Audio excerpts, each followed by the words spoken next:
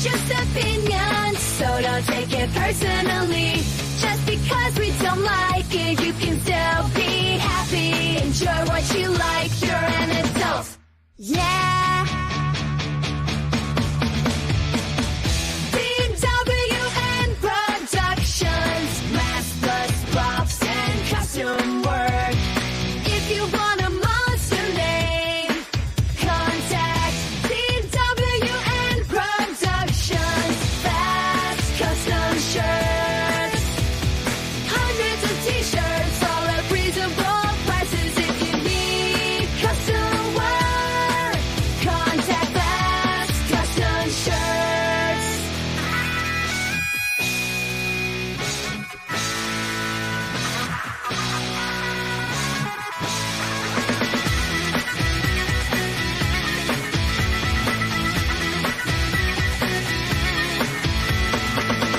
Grab a cold one and get ready for the show. It's intended for mature audiences because we kid and joke.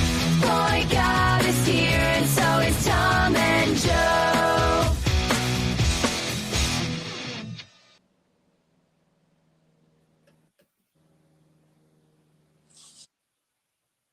Hi, everybody, and welcome to the show. What are you doing there? Popping a cold one? Yep, popping a good old soda pop. I was trying to remember that fucker's last name from The Outsiders, but I couldn't get it in time. Soda Popinski, I think his name was. Soda Puchinsky, that's it. There Yeah. you go. This episode brought to you by DWN Productions. Fuck. They probably don't want it on there, but if you're in the Baytown area and need some electrical work,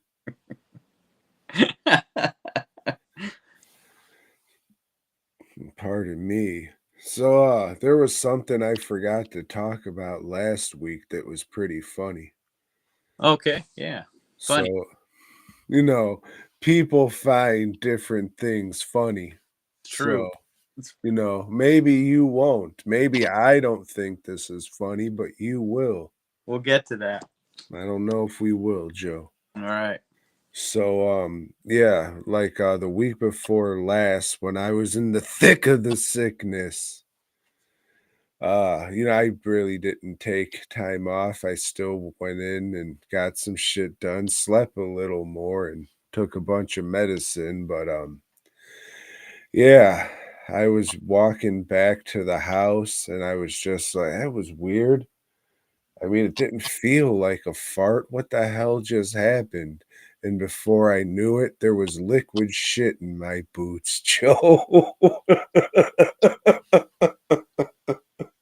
Maybe I should have took a day or two off. But stuff's got to get done. Yeah. One thing you're going to have to realize, Tom, is that you're an old man now. You are far more than half of your life, expectancy at least, Yeah, no, I mean, I've definitely thought about that a few years ago. Like, yeah, my life's probably half over. Mm-hmm.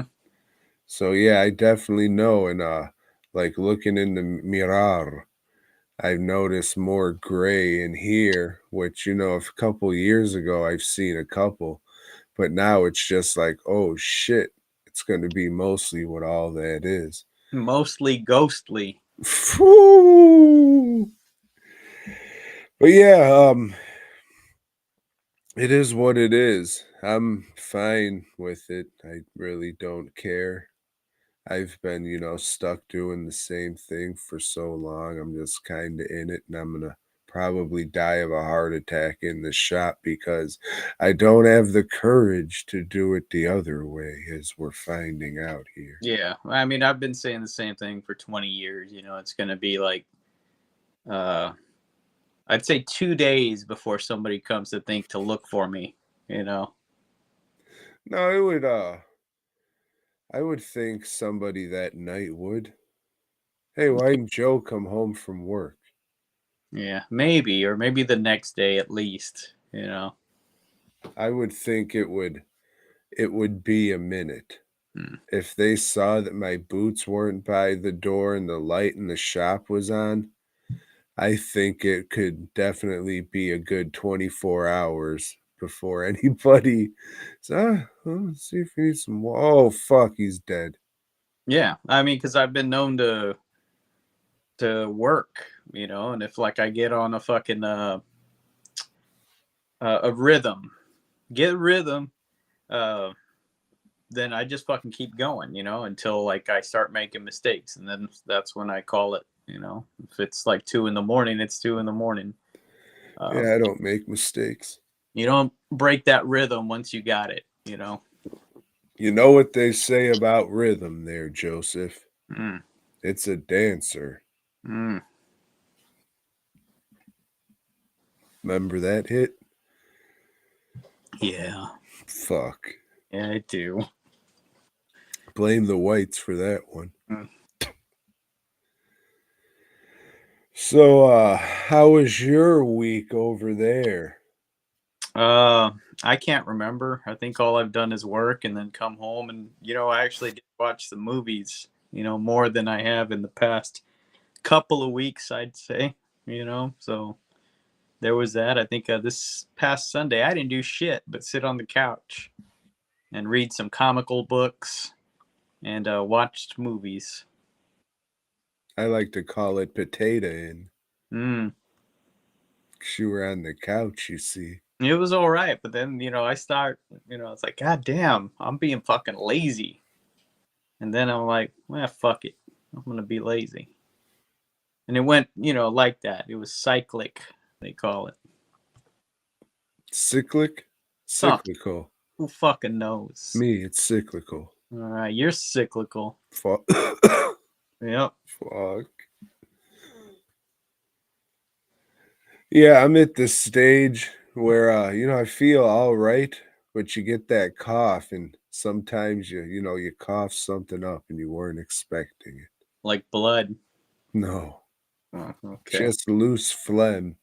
It's all finally breaking up. Doesn't matter you were taking Mucinex for 2 weeks. That's just something idiots buy that they think it'll work. I'm Yeah. on to you, Mucinex. Son of a bitch. It loosens stool. That's what the fuck it does. Yeah, I don't take that shit. It's a scam by the whites there, It, Joe. you know, I'll take an ibuprofen is how it looks like when you read the bottle. Ibuprofen, uh, or a pain reliever or something like that, and you know, that's about it. Claritin, I'll take that shit. You know, B, one of them, I don't know what it is. I buy the HEB brand because we get 10% off, you see. Yes. Hmm. So, let me ask you this, Joe. Yeah. Where do you get your t-shirts from? I guess the Honduras. Yeah, I order from a company that Gildan, I think, is prominently made in the Honduras. I don't know if that's an island or some shit. It's one of them Latin countries, maybe. Um, but their tariff is only 10%. Does that mean that the company that distributes them, that I buy them from, is not going to raise their prices? It doesn't mean that at all, Tom, because they've already sent emails. Sent my first email to me last Friday explaining, hey, we're keeping a close watch on these tariff things, and we're going to hold our prices steady for at least the next 2 weeks while things play out. Okay, and then after 2 weeks, you're going to fucking jack up the price, aren't you? Yep, they sure are. They sure are.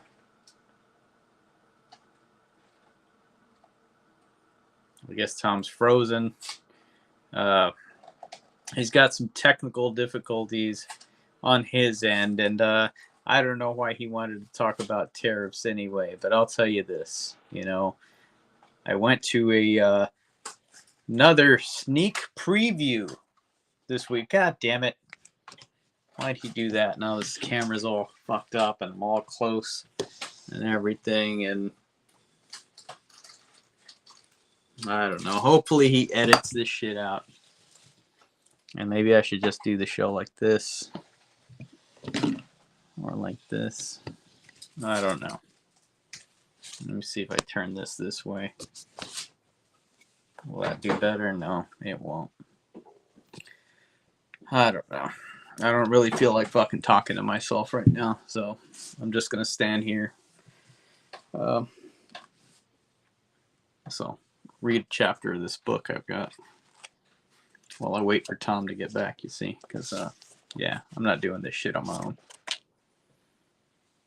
I don't care enough, you see. It's just, you know, this whole thing is quite silly to me. I eat too much popcorn. You know, that's the thing with the popcorn. The last time I went to the movies, I ate a bag of popcorn, and you know, yeah, okay, I get a little heavy on the butter. You know, I like the popcorn butter. There's something different about it. As the kids say, it hits different. But goddamn, I wasn't feeling well. You know, after pretty much making a fucking pig out of myself and eating this whole bag of popcorn. You know, I got home, and you know, it's not that my stomach was feeling bad. I was feeling bad. You know, I was feeling kind of weird and shaky, and my head, there was something going on with my head. I was feeling weird too. But this time going to the theater, I figured, well, shit, I'll give that another shot. I'll get another bag of popcorn, and maybe I'll go a little lighter on the butter this time. That'll, you know, but just a little bit. And I ate that whole fucking bag. I ate drank one of their watered down soda waters. A Mr. Pibb X is what I got this time. And yeah, I did. I don't feel all that well right now. And I guess we'll just put it down to popcorn. They say as you get older, there's shit that you can't eat anymore as you did when you were young. And well, fuck, man, I'm feeling that for sure. Yeah. But hey, Tom's back. Hey, welcome to the show, Tom. Can you hear me? Yeah, I can hear you. Looks like a space capsule or something. I look like what? Like you're in a space capsule. Yeah. I think I'm in a suppository. I'm here trying to log in on my phone. It's saying, no, get fucked.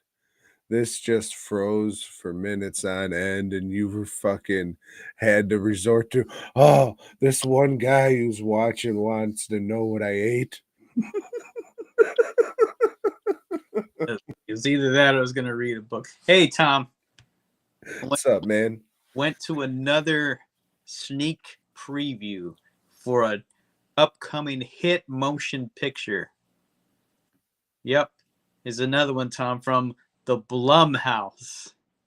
Yep. Not only the Blumhouse, it's in coordination with Platinum Dunes.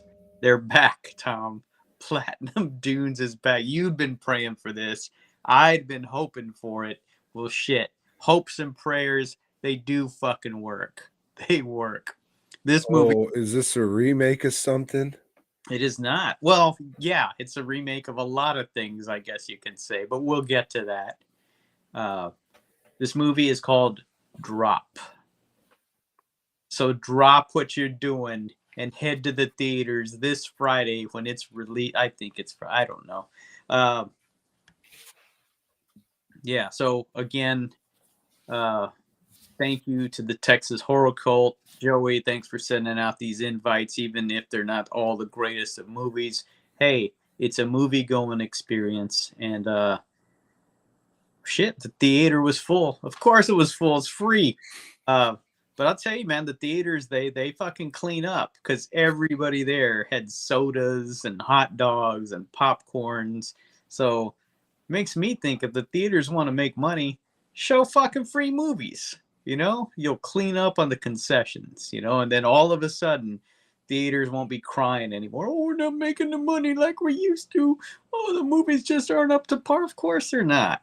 Anyway, Tom, Drop. Have you heard of this one? Yeah, this dude, he was like, "Hey, man, I'm gonna go see this fucking movie. It's called Drop. I don't know anything about it." And I was like, "Why the fuck is this guy texting me about this shit?" I was like, "Oh, that's Joe. All right, yeah, man, cool." So, yeah, you told me about it. Yeah, I hadn't seen a trailer, hadn't read any press in the trades. Tom, you know how I always keep up with the trades, Variety and the other ones. You are a Hollywood reporter. Yeah, didn't see any articles in People or Us magazine. Fangoria, they have one. What? Never heard of it. What about your favorite? Rumor. That magazine got a bit too expensive for my tastes, Tom. 15, $20 a magazine. Can't do it, And shit, with tariffs coming, that's going to be one expensive mag. Hey, watch your mouth. Hey, this mouth's made for reviewing. So anyway, Tom, Drop. Now check this out. This movie's about a lady, successful, She's a psychiatrist. What was this, a fantasy? Yeah. Oh yeah. Before I go on, this it's a spoiler review. That's how we do. That's how we do these sneak previews. So on the timestamp it'll say spoiler. Oh shit. Yeah, dumb motherfucker. So the successful lady, she does psychiatry. She likes to help out women that were in abusive relationships, Tom. That's, and empower them, make them feel that it's not their fault, I'm not going to say what. Did you laugh because it is? Because it was her fault? I don't know the situation, Tom. No, you saw the movie. You did. Is that why you laughed? Up to anything. Well, anyway, this lady, single mom, Tom, she's got one kid, and this kid, god damn, does he look dorky. He makes that fucking kid from The Little Vampire look like he's like fucking sloppy shit, that kid would be making fun of this kid, saying, god damn, what a dork. Anyway, she's gonna finally go out and date, Tom. Her husband's been dead for a couple of years, and it's just been her and her kid, but she's finally getting out there. She did one of those dating apps, Tom, and met a guy through there, and they've been talking for months. And finally she's agreed to meet him for dinner. Her sister is gonna take care of the kid. And she's pretty protective, she's got the apps where it's like all the fucking camera angles in her house. She's got cameras everywhere in her house, So check in, make sure everything's going all right. She gets to the restaurant, gets there early, because the guy's running late. It's a fancy fucking restaurant, Tom. So fancy. A high rise building. They got a fantastic view of the city, but he's running late. Breathtaking. She bumps into a guy, drops her phone, starts talking to this other guy at the bar that's also there for a first date, and he's kind of dumb and nervous and shit too. Fuck it, Her date shows up, and they're doing all right, doing a little talking, ordering a little of the vino, and then she starts getting like a weird message.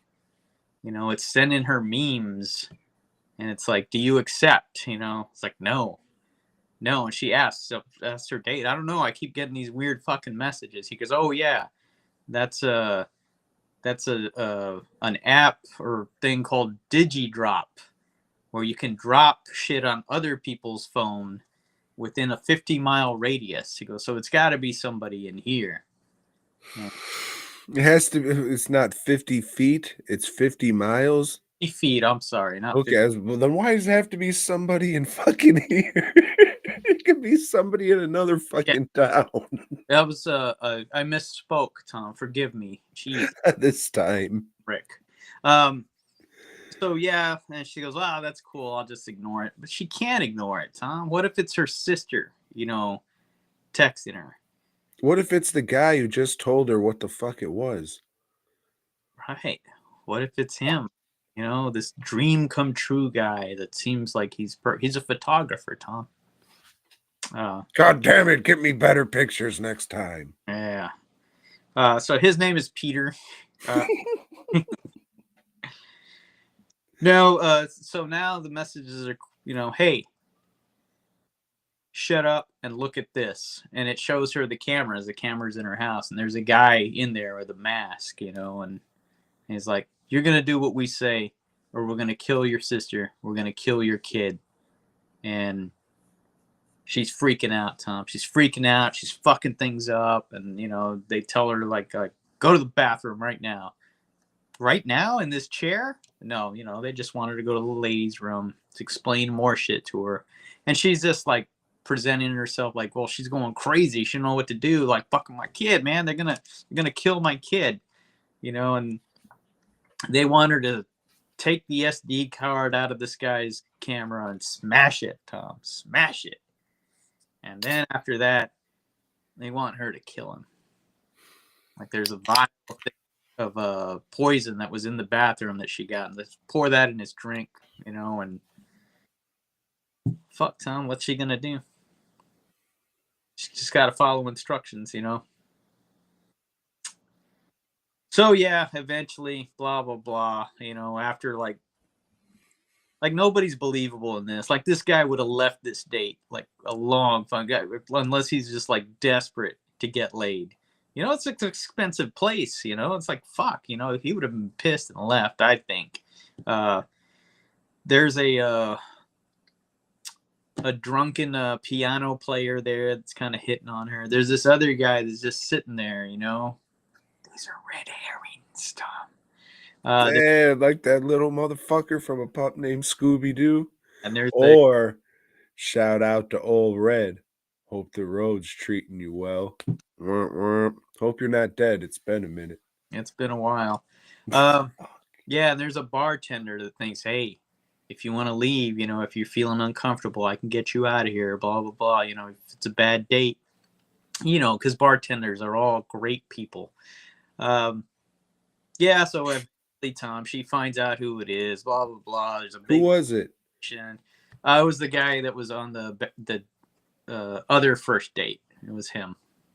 Yeah, and was he a lover's born? The photographer had some information about the mayor, because he worked for the mayor, and he's gonna turn state evidence or federal evidence later date, but it's got some cool action scenes towards the end. It's all right, It's not a smart movie. It's not clever. And this plot of like contacting somebody and like, hey, do what we say, or your wife's gonna die, or your kid's gonna die, or your poor Aunt Petunia is gonna die. Not my Aunt Petunia. Mm-hmm. So we've seen that plot over and over and over again, but it's okay. It's like a Lifetime movie if it had some money behind it. Not a whole lot, not to get some like name actors in here or anything, but enough money, make a decent movie to probably take a good loss at the box office and write that shit off at the end of the year. It reminds me of like a suspense movie that would go straight to not what was VCR video.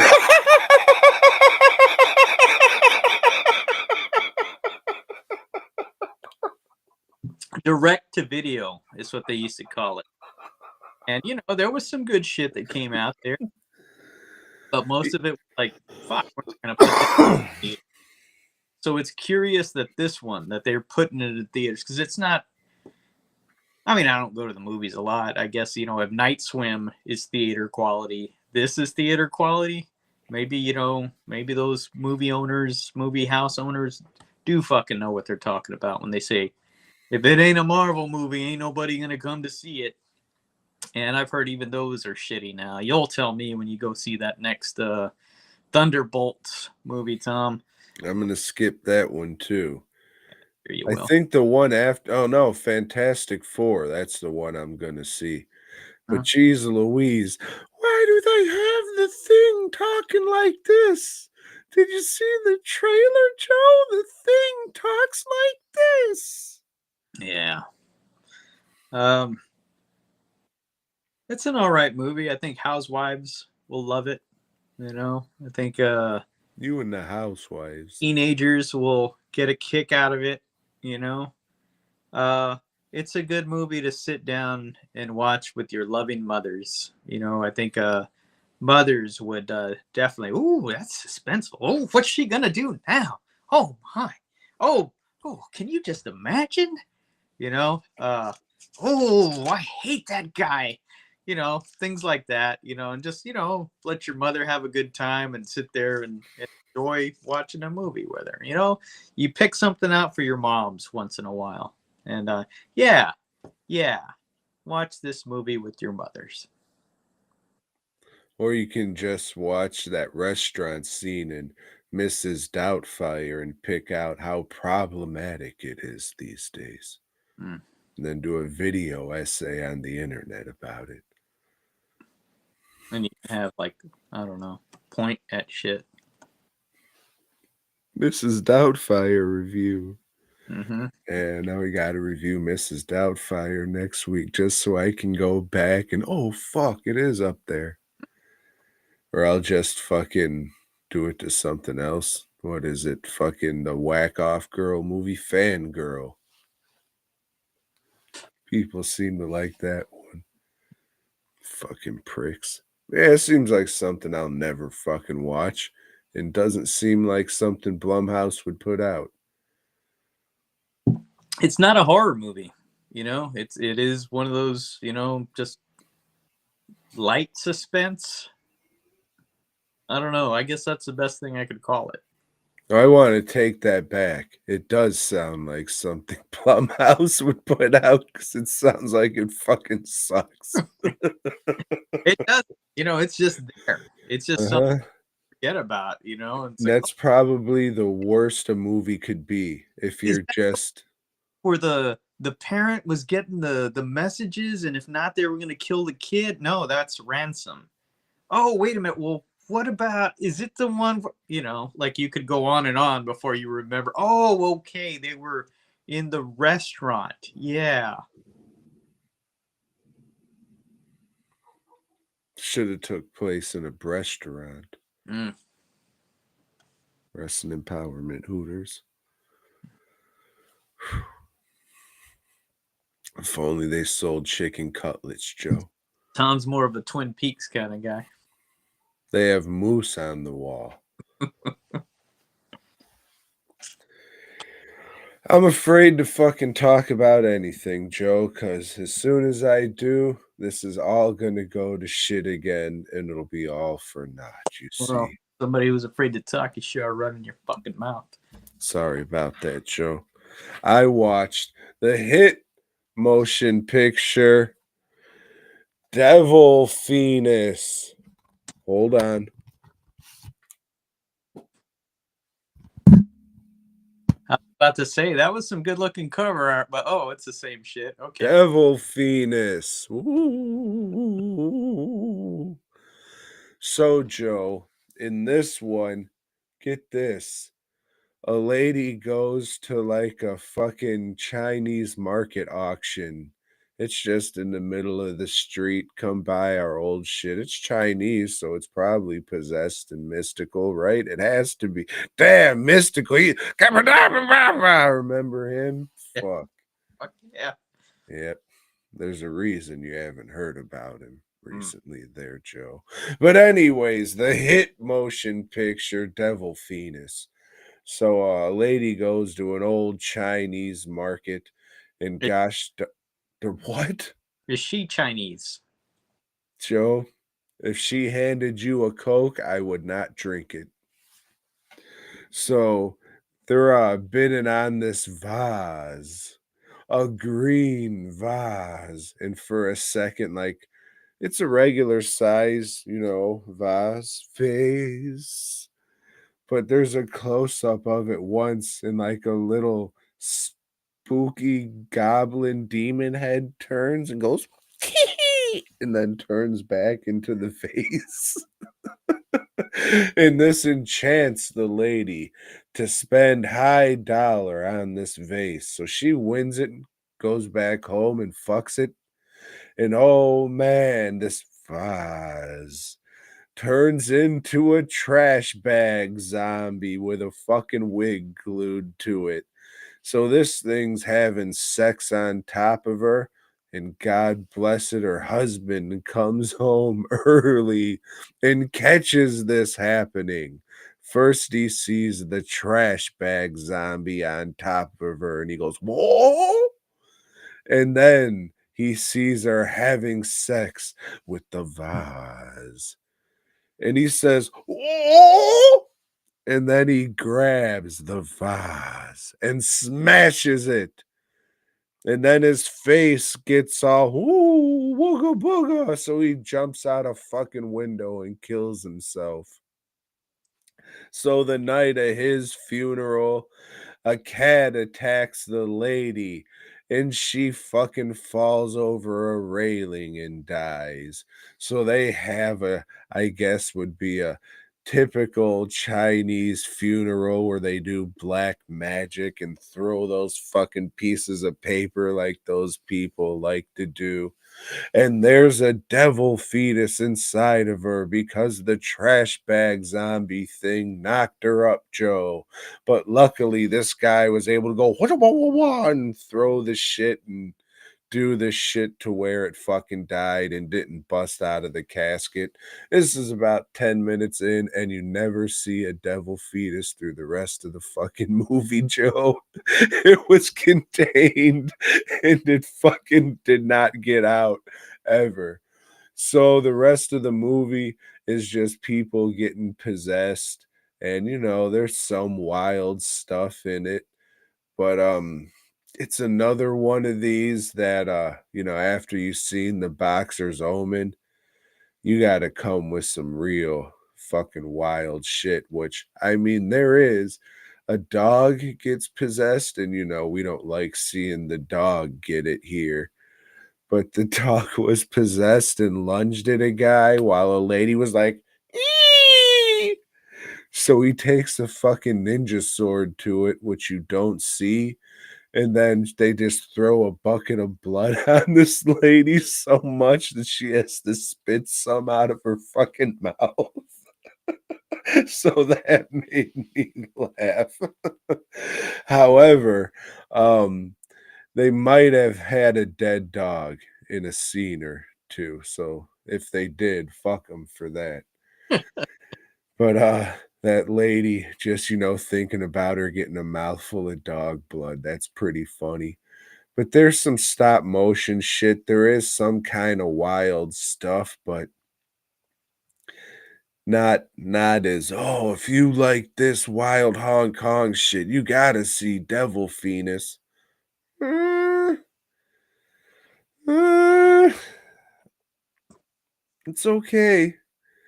It's all right, but it's no Boxer's Omen. It's no fucking Seventh Curse. It's no Ricky O, which we'll get to that again soon because I've been wanting to rewatch that one.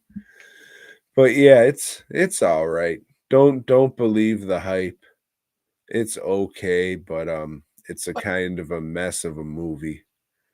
Well, Joe, if you were a cultured and not an uncultured, you would know about the HK Cat 3 scene.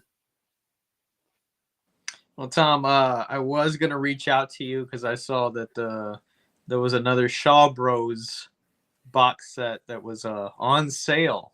They were running a sale, and I thought, hey, I should. And what are you doing? He already knows about this. He's probably had it on pre-order. Was that the green one? Yeah, the green one. Tom. Yeah, there's one movie on there that I would like to see, but it ain't happening. No, I mean if there were a couple when I got that orange one, that were just like, oh yeah, that was pretty cool, and they just didn't straight up fuck my butt for the Boxer's Omen, then no. Like you had me. If this was good, I would have been like, yeah, I'll take it. But no, they fucked the pig. The Boxer's Omen is fucking awesome though, and they knew that that was the only way they could sell that box set to horror fans. Is no, well, if you want it, dickhead, you have to fucking get this shit. And it's just like, you motherfuckers, is one of the dopest movies ever. I mean, that's going far. I'm gonna say it's one of the wildest movies ever, so that's a little different, but entertaining as fuck. And Boxer's Omen over Devil Phoenix every day. This is a double feature with 2 discs. Her Vengeance is on there. It's from the dude who made Ricky-O, so I'm hoping that one's better. I only watched the interview on this one. It was subtitled from one of the guys. It was whatever. If you don't really give a whole fuck about the movie, probably not going to give much of a fuck about this guy talking about it in Mandarin or Cantonese, whatever the fuck, or Vietnamese or Filipino. I can't remember because Taiwanese, maybe, I don't know. There was something where they got fucking Chinese people and brought them to Thailand or Vietnam or some shit and made the movie for a Chinese market. Some shit, I don't know. Fuck. No, I wanted to say fuck it. There is some good shit in the movie, but like I said, after you've seen the Boxer's Omen, you're just chasing that high, and you can't, because that's the one. That should be like the one you watch before you die. If you've seen them all, then watch the Boxer's Omen. Don't go into that like, oh, I'm gonna watch this first, and hopefully something else will live up to it, because it won't.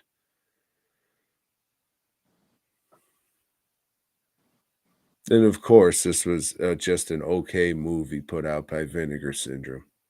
Of course. Yeah. Mm. Yeah. Well, now that you have that time stamped. Fuck!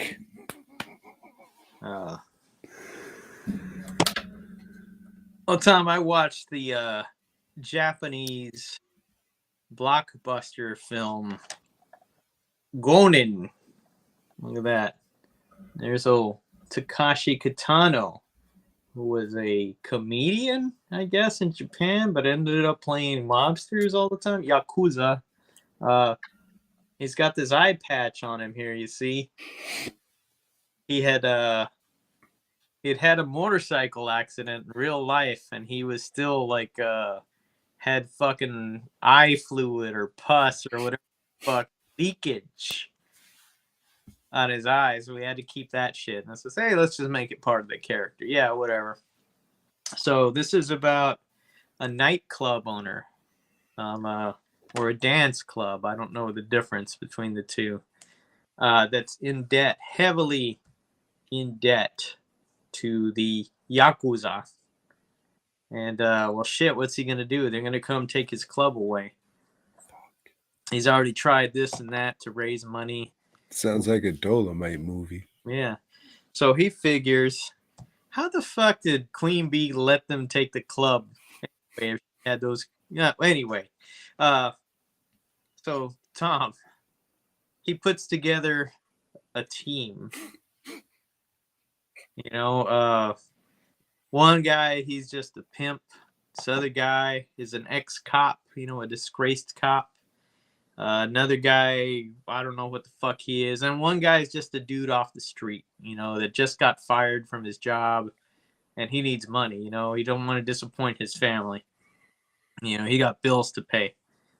And they decide, well, fuck it. We're going to rob the Yakuza. These people that I owe money to, we're going to take their fucking money. Well, the Yakuza, Tom, they don't take too kindly to that kind of shit. No. And they figured out already who one of the guys is, even though they was wearing ski masks to hide their identities. Well, they call in 2 hitmen to take care of them. Oh, Takashi Keitano, he is one of them, Tom. But there's something a little different about these hitmen, Tom. They're gay. Very, very progressive movie, you know. And it's not your typical homosexual relationship, Tom. It's more a a realistic presentation. Because one of them, I guess the top, they're called. He is very abusive to the other one, Tom. But I guess that other one likes that kind of thing. It helps me come. Yeah, yeah, yeah. This movie starts out really shitty. You know, it's really, you know, like in a lot of Japanese movies that there's a lot of overacting. You know, and it's just like, man, this guy's just stupid.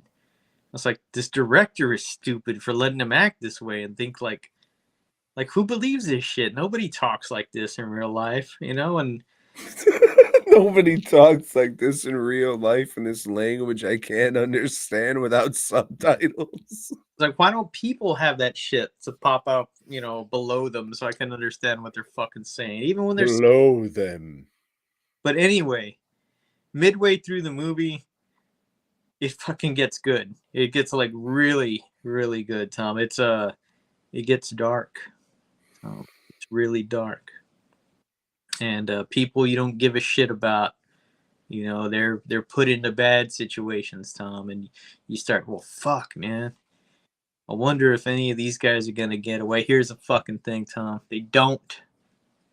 Nobody here gets out alive, as Jim Morrison once said, and well, they made a part 2, which that's no surprise because it's an Asian movie. If any Asian movie that does a little bit well, they're gonna make at least 8 of them. So they did have a part 2. How? I don't fucking know. Everybody died. Maybe it's the next Gonin. Maybe it's 5 other people that do the same fucking thing, the same plot. I got it on my computer, so I'll let you know in the coming weeks how they pulled off a sequel. Timestamp that, you frozen fuck. I'm not frozen.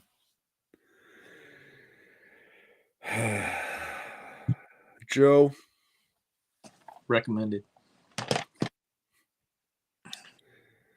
I watched I guess you can call it a documentary about one of your favorites, Gunnar Handsome. Oh, Don't cry again. you know, I'm scrolling and I see, hey, look, here's a My Dinar with Gunnar popped up, and I thought, fuck, I bet you, Tom, if he hasn't already watched this and talked about it on the show and I just fucking blocked it all out, he's gonna talk about it this fucking week. That's right, Joe. Mm. And I am. So in this one, everybody who's ever appeared at a horror convention talk about how nice of a guy Gunnar Hansen was. That's it. That's the documentary. Just a bunch of talk. Oh, he was a great dude. I liked it. It was all right. I'll never What? watch it again. Big mark for this guy. I mean, anything that comes out about him. You watched his comedy movie, you know, oh fuck hands. Gotta watch. Oh shit, he was in Replicator and they did talk about it. They had the guy who directed the hit motion picture Christmas Craft Fair Massacre in this movie talking about it. I mean, it was all right. If you like the guy or you like Texas Chainsaw Massacre, like check it out. It's good. Vacuum in the house movie. Like I said, I liked it and it was good. What the fuck? It was better than that George Romero. Hey, I wrote half a script. Let's make a documentary for 8 hours about it movie. It's just You know, he seemed like a nice guy that everybody liked, and it sucks that he got cancer and died. That was my takeaway. He was a poet, and we didn't even know it, Joe. So maybe you'll get a fucking Gunner book for Christmas and read that, dickhead. But yeah, it was all right. It's definitely something to have on while you're doing something else, and it is extremely Texas Chainsaw Massacre like themed because what the fuck? I mean, Mosquito's dope. I think that's way better than the original Chainsaw. Like, I'm a Chainsaw 2 guy. I think the first one's kind of boring. I know you love it, but yeah, I mean, there's not a whole lot to say, but they stretch it out and it's all right. It's a good vacuum in the house. Put that on while you're fucking baking cookies and shit and eating the cookies, preferably with chocolate milk. Mm. And don't make cookies. Just get that fucking roll of shit and put it in a pan so they bake up like brownies. Eat it like that. That's my tip to all of you. And always, always chocolate milk. You unhealthy fuck. Damn. Hey, Tom. Timestamp this. So, I watched one that you'd been hounding me to watch for quite a while, given your penchant for found footage films. I finally, said, all right, I'll sit down and watch this McPherson tape. All right, it's only 63 minutes long. Well, shit. How bad could it be? Right. Pretty bad. Yeah, it's a found footage movie, early found footage movie about some pricks that are out in a house in the woods. They're celebrating their niece's birthday. Hey, happy birthday.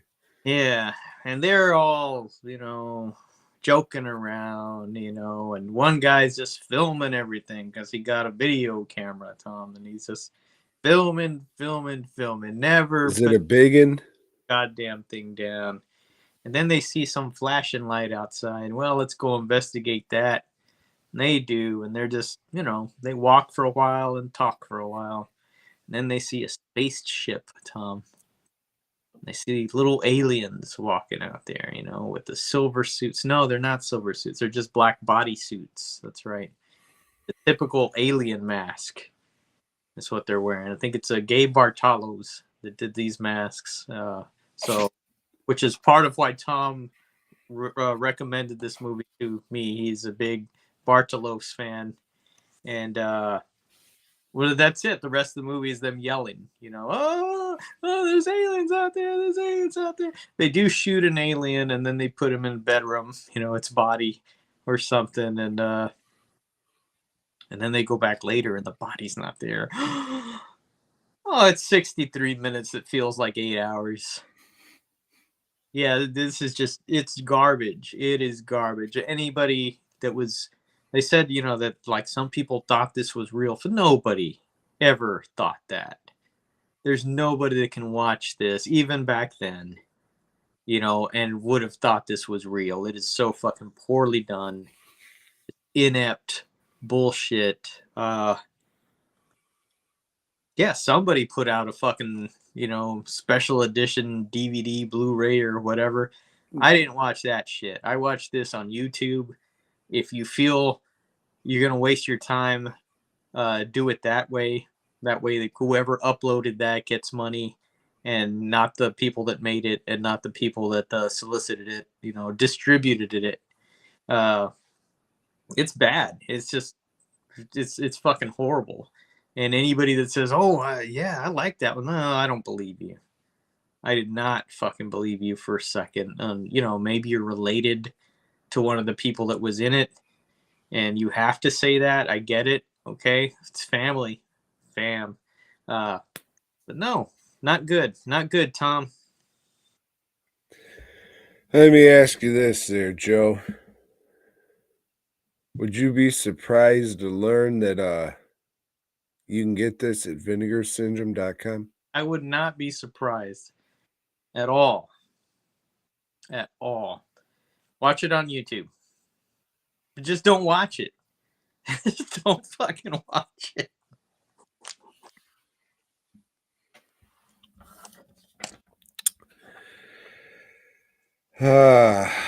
Well, Joe, you know, what I like to do with my time is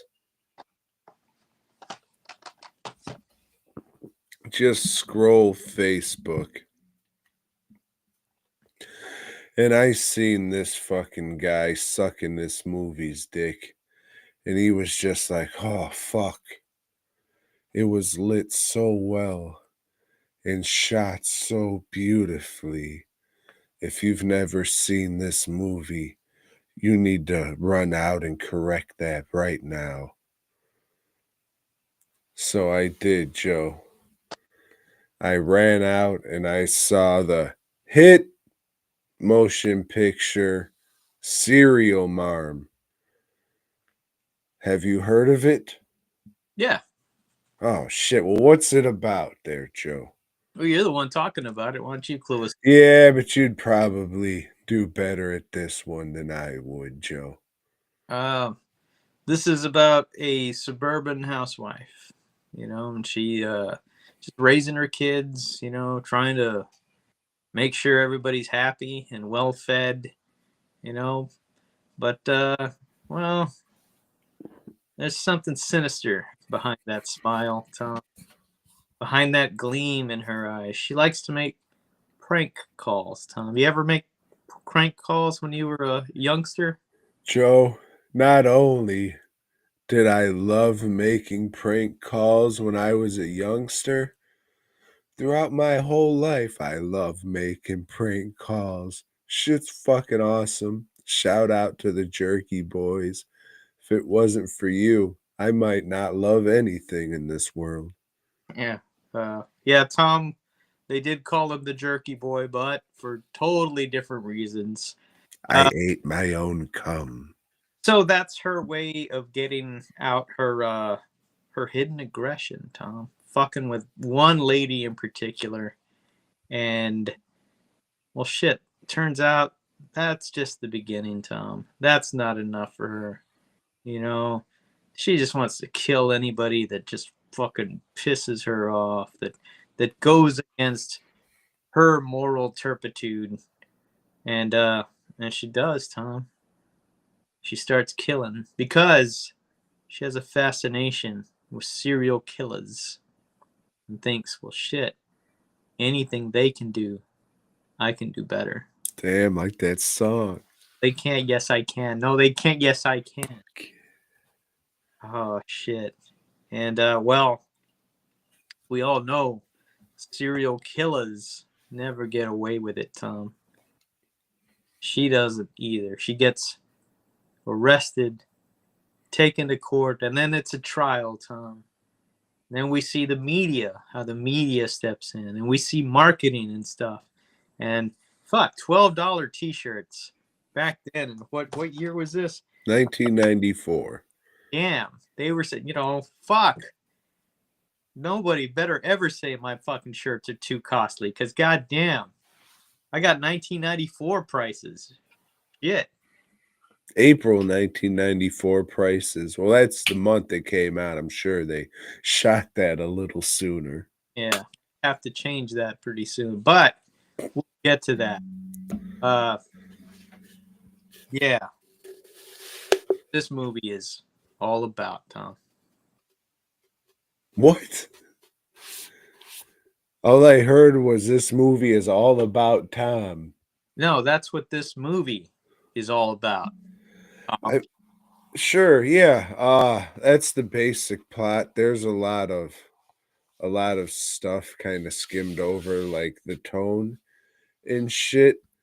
Ah, I'm not a big John Waters fan. I've seen a few of his movies and I can appreciate that, he makes the kind of movies he wants to make and it's out there for the people who like that kind of thing, but eh, this just seemed like kind of a studio polished version of that. It was fine. There were a couple jokes, like the prank call shit at the beginning. That was terrific. I laughed out loud. Her fucking sneezing on the baby, fucking terrific. I laughed out loud, but a lot of it was just like, yeah, this movie thinks it's a little funnier than it is. And if anybody knows anything about that, it's me. So it was alright, and I don't know, Ricky Lake, I don't like her, and seeing her kissing, that made me physically ill. I don't think anybody likes Ricky Lake, Tom. I don't think Ricky Lake likes Ricky Lake, you know. But John Waters does, and he seems to like people like that, you know. Like you said, I'm not a John Waters fan at all. This is the only thing he ever made that I like. Everything else I think is fucking garbage. I know it has a huge following, but that shit's not for me. I think the biggest thing that carries this movie is Kathleen Turner. She's fucking great as the serial mom. You know, she plays that role to the T, man. She's just fucking awesome. And I mean, she was alright, but she was kinda distracting because she has a black person's nose on a white lady's face, so the whole time I was just looking at her disproportionate nose. that's what you mean by that racist comment, Tom. And Oh, it's wider, you see. that is It more just doesn't physically fit her face. not a fast custom shirts statement where we believe in shirts for everyone. No, I mean, just having studied anatomy and everything like that, it's just, it doesn't fit right. Yeah, so it's this DVD here, which just the DVD, no need to upgrade. It's got some bonus features, that I thought about watching, but then I thought, nah, they're gonna talk to John Waters, and that's probably gonna make me dislike the movie a little, because I don't like him. I don't like the way he looks, you know. Uh, That mustache is pretty fucking stupid. Stupid. Like Little Richard has that mustache, But but I mean, you shut your mouth and don't say a goddamn thing ill about Little Richard. Little Richard's Little Richard. He can get away with that shit, you know?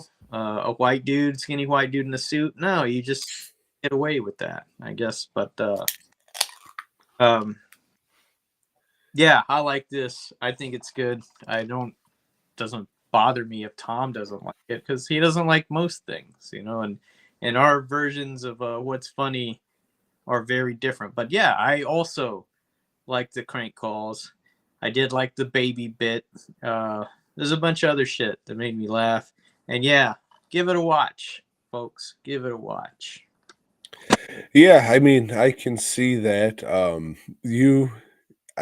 I don't want to say it's like, oh, Joe likes to mock suburban life and suburban humor. It's not really that. It's more like these white women, she's Louise, and that's what you think's funny, and that's fine. Yeah.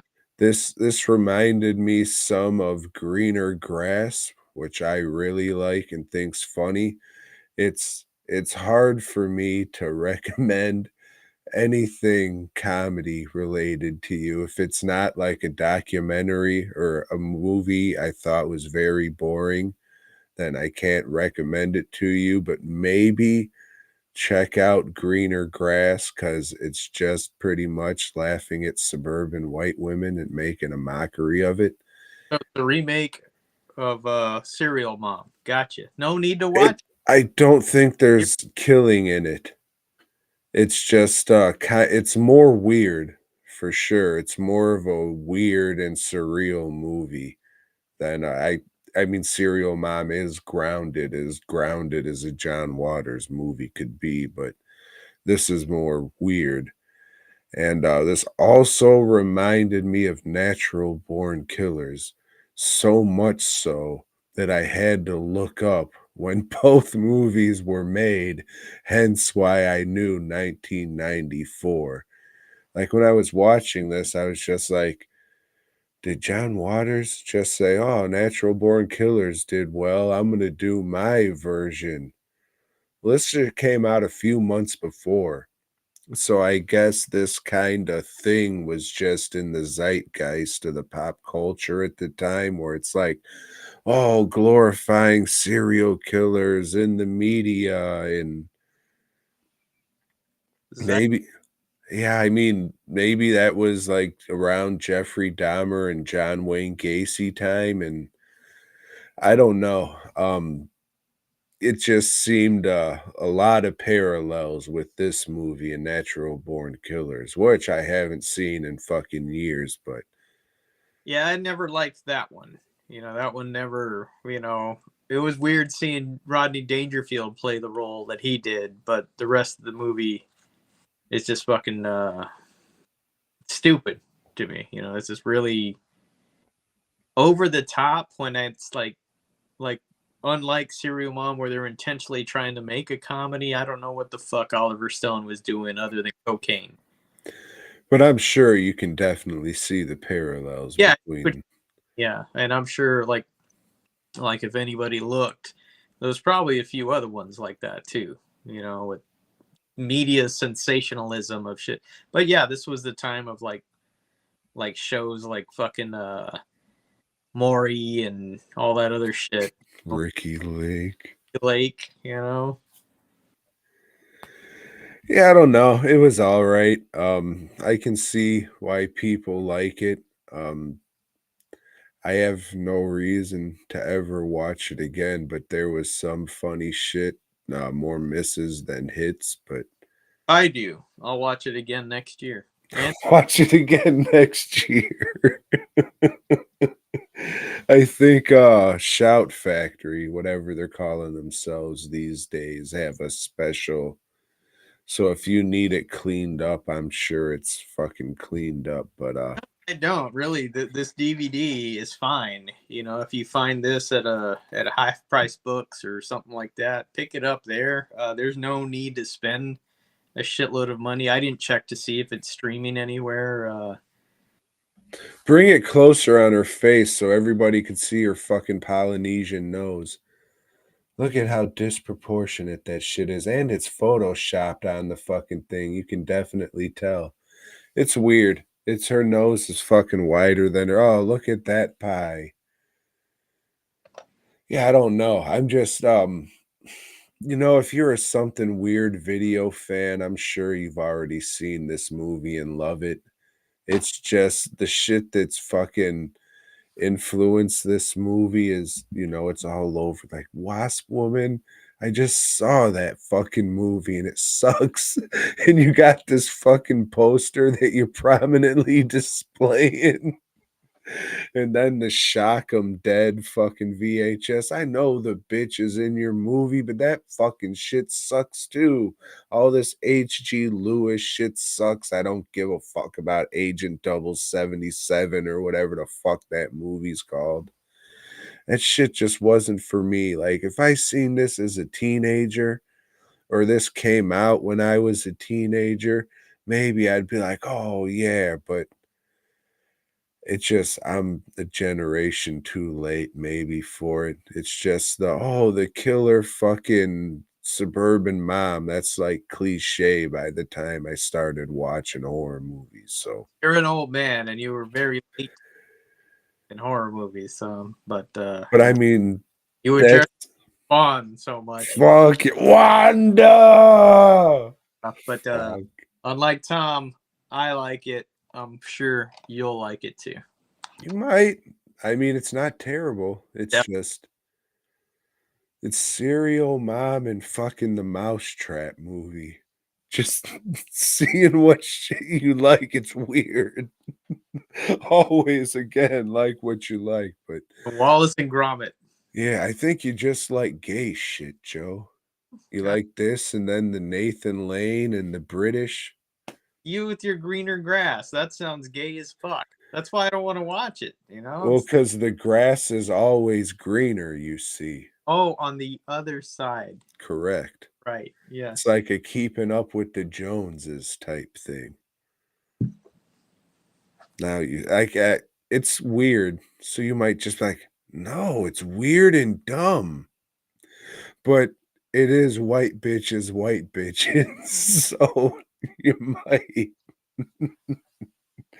I don't know. I'd say probably don't watch it, but maybe watch the trailer, but I don't even know what the trailer's like. Like, I rarely ever see anybody bring this movie up, but when I do, I'm just like, they know. Well, that's sick. I never see anybody bring up Serial Mom, but when I I fucking people react, god damn, Joe, That's a cult you're, classic. you're on it again, Joe.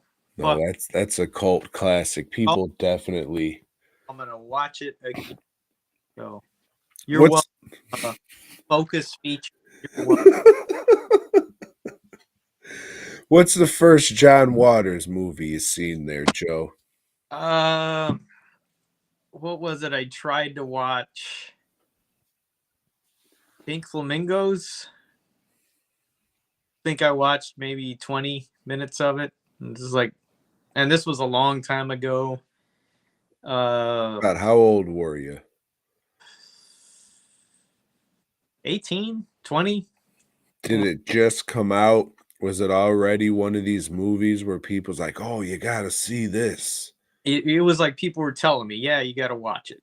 You know. Because I mean, that is one of those fucking movies that is like, "Oh, you like cult movies? You gotta see this." Then I watched Cecil B. Demented, and I didn't know, like, that's when I was just watching movie, and I didn't even pay attention until afterwards.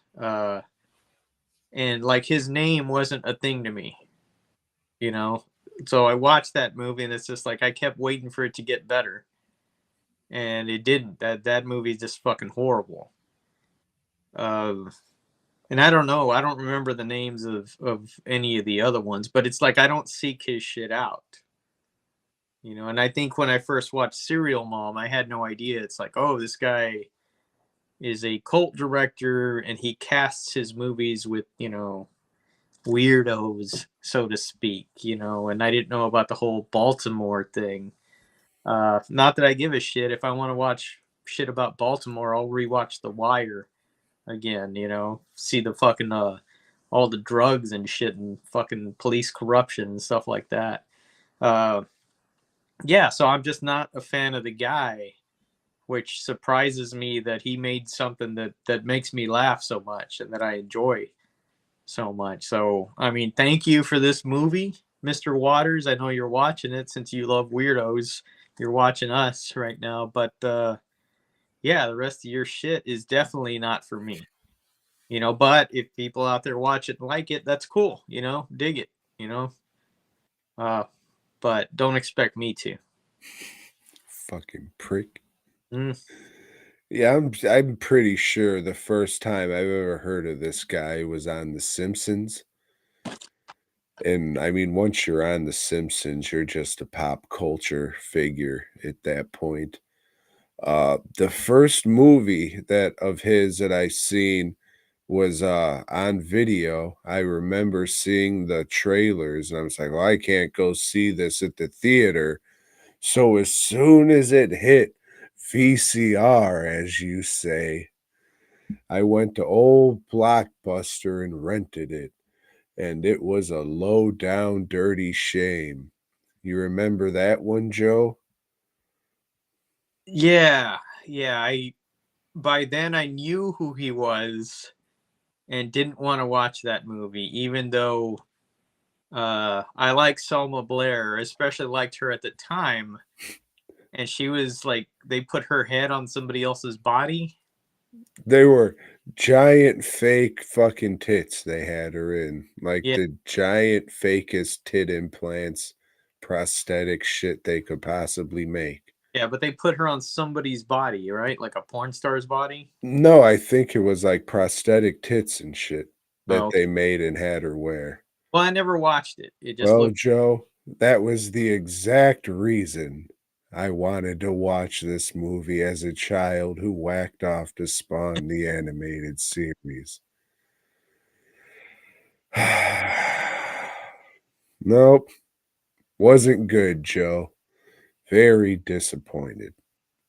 I forget. All I remember Yeah, is this is not good. What is this fucking movie? I don't like it. I It think and I gave one of his other movies a shot too, and like I can't even remember the name of that one, but yeah, I just I don't like his stuff. I don't like him. I don't like uh his shtick, as my Hebrew friends would say. It just it doesn't appeal. It's a gimmick. I'm not. Yeah, is oh, let's mock the upper middle class by having them say vulgarities and shit. It's like, okay, it's quaint looking back on it, maybe at the time when it came out. But yeah, like it's great that he made the movies he wanted to make and they're out there Found and some sort shit. of too. So yeah, good on you, man. But don't be one of these dickheads like, "Oh, no, you just no, I get it. A fucking cross-dresser was eating fucking dog shit. It was fucking shock shit, and that's all it was. He was fucking young and thought that was fucking edgy and cool at the time. I get it. It's fucking wild that they fucking put that out and it was in theaters. I get it. That doesn't mean that it's good.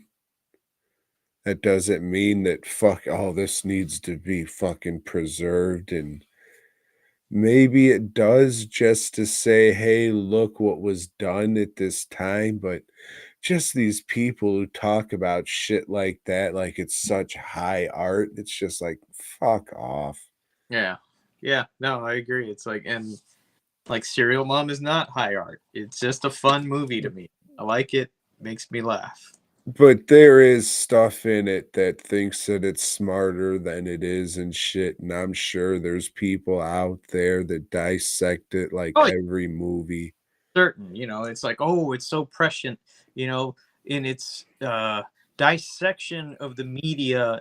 Yeah, but those are those pricks, and they're always gonna. That's why I don't watch special features. I don't listen to a lot of fucking commentaries because, yeah, fuck you.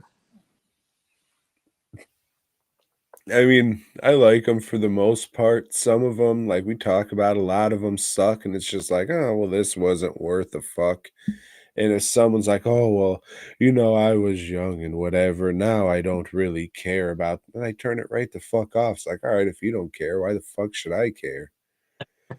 I forget what the no, I forget what it was, but this guy was just blatant like, "Oh, yeah, I'm above this now." It was just I was like, "Well, then fuck you, dude.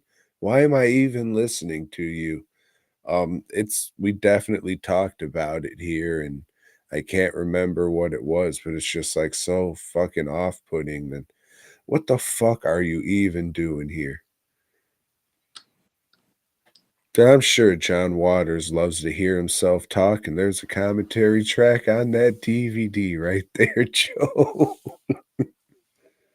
Let's see. Surreal moments. Serial Mom, surreal moments. The Kings of Gore. So there's a feature on Herschel Gordon Lewis and David Friedman. And you're not a fucking big H.G. Lewis guy besides his porno, right?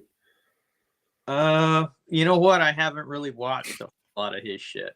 So, but you give me an idea for our next series of I movies. don't know if you want Joe, just being honest, I don't know if you really want to go down that road because I've been down that road in my younger years and you've seen the hits in Serial Mom. It's got the making of Serial Mom. Then it's got a feature commentary with, you guessed it, Tom, director John Waters and star Kathleen Turner. I mean, that sounds like a great disc if you like the fucking movie. And more. Yeah, but you know me, man. I'm not a big special features guy. But I'm saying if you are, and at the time, I'm sure that was like a great fucking disc. And like I said, you can probably find this at a lot of well, if they're still around, like what's that fucking video place? Disco Round. They're still around. I still get the Oh, message. probably half price books. Not half price. I don't remember what they were called. Funko Land. I don't remember, man. Babbage's. Movie Trading Company. Never heard of them. Fuck. Yeah, I don't know there, Joe. I do. Hey, Tom. Yeah. Timestamp watch. Yeah, I probably should have fucking... I think that's all I got, and I gotta take a piss. All right. Well, Tom goes piss. I guess I can talk about the people. Yeah. Fuck. Let me scoot this way the fuck back there. So I'm not doing this shit by myself. I think I told him that. And hey, there's my little dog. Hey, where you going? You going outside? You gonna go outside and piss? What you doing, baby? What you doing? Just being a good doggy. I don't know. Whenever you say that, I think you're up to something sneaky. What you gonna do? You gonna go outside? All right. Well, have fun. Have fun. What you want to fight with me? Huh? All right.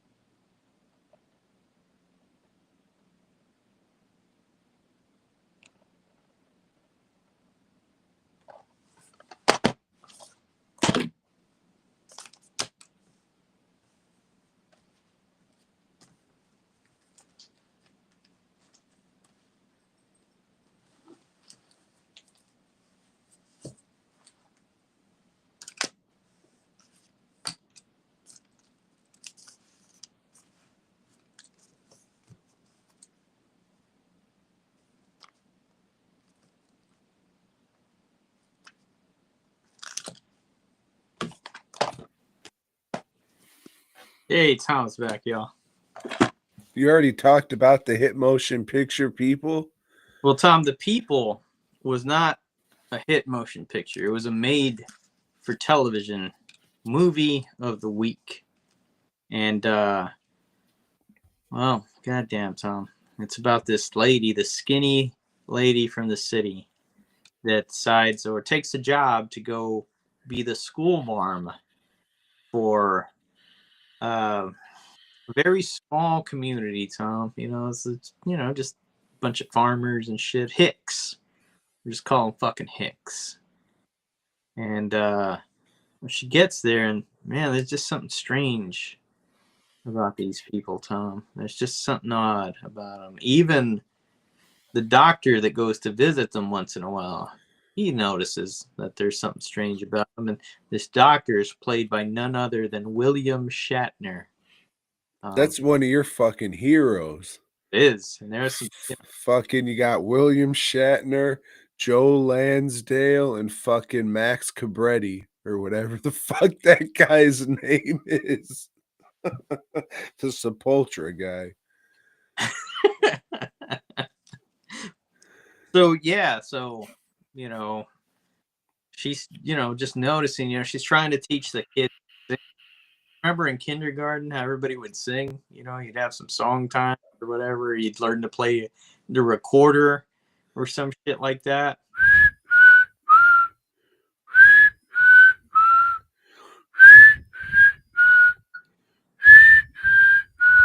Fuck yeah. That was Tom on Three Blind Mice. I thought it was Hot Cross Buns.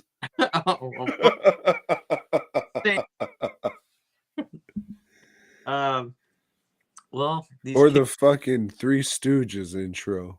they don't. Yes, you're right. Which is Three Blind Mice because there's three of them. Yeah, you get it, huh?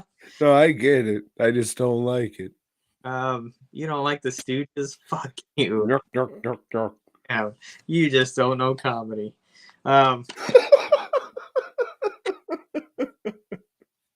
Well, these kids, Tom, they don't like to sing. They can't sing. It's forbidden, and they don't do a lot of shit. They don't play games, Tom, and they don't lift their feet when they walk.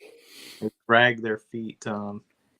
And well, the lady figures, well, shit, there's something weird going on. One day in the woods, she's just walking through the woods and sees one kid just floating up, Tom.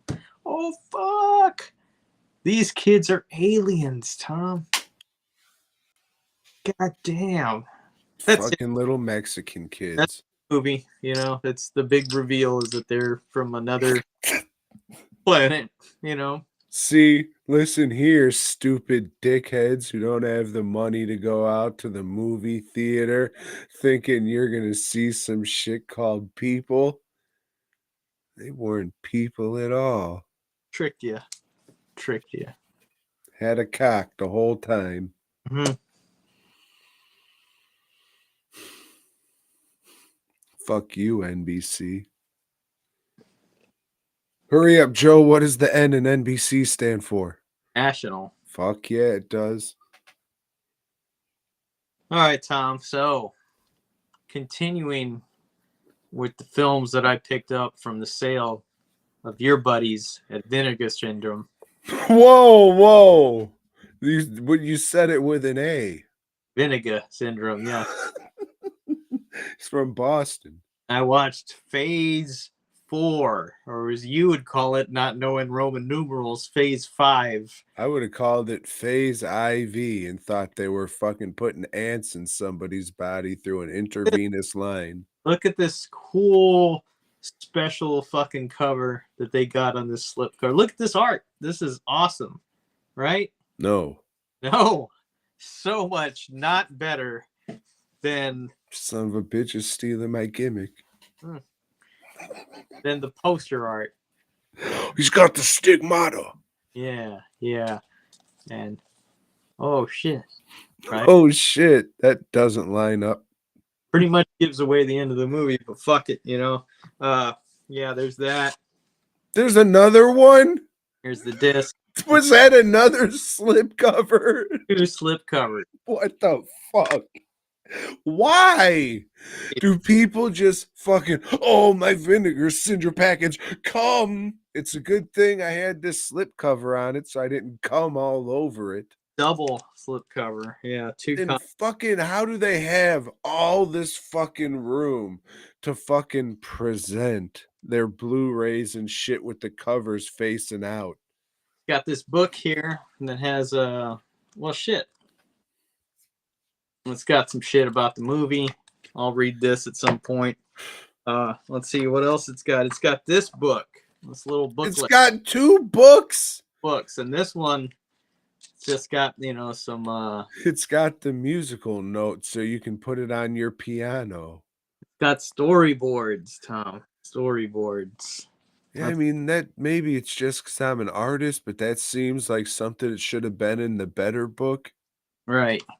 Okay, then we got 4K disc. Throw it over your shoulder. Something that plays 4K. You got a Blu-ray disc, theatrical version. Then you've got the preview version that they showed to audiences that has longer ending. I only watched the theatrical version. This is it's a science fiction film, Tom. This movie, like some kind of space event has happened. They don't really explain it to us, but we just know that ants have somehow reacted to this space event, and they are evolving, Tom. They're changing, they're adapting, and they're killing off all the predatory species that ants have, like praying mantises and ant eaters. They're killing all. Well, that's their number one fucking enemy. Yeah, and well, they send Well, that and borax. two science guys out to the Arizona desert to see what's going on with these ants. And well, shit, it turns into a war, Tom, between the ant kingdom and these two guys. And they try different shit, and it works for a little whiles. Because the ants, Tom, they're not done adapting.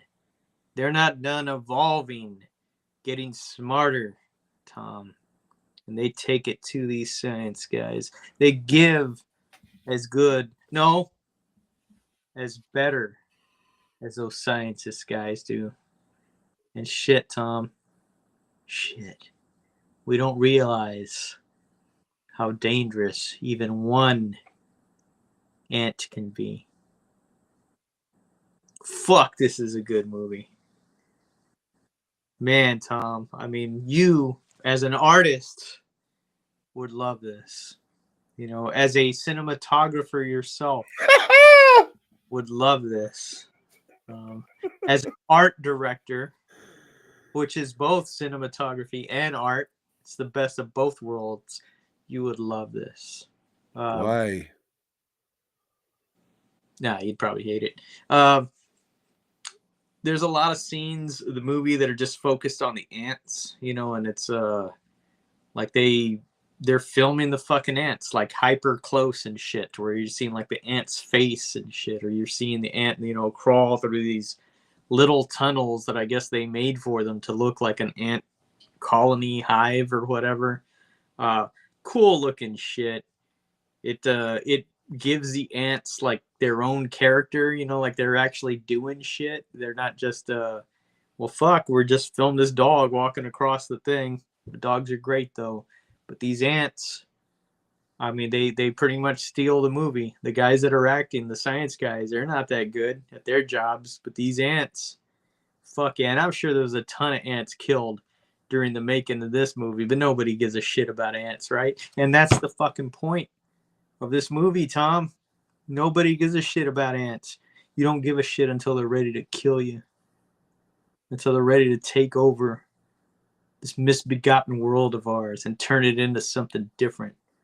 You know what, Tom? You're going to evolve with them. And so am I. Phase 5. I don't know if it's streaming anywhere, but if it is, you should watch it that way. Don't. I didn't spend big. I think I did, man.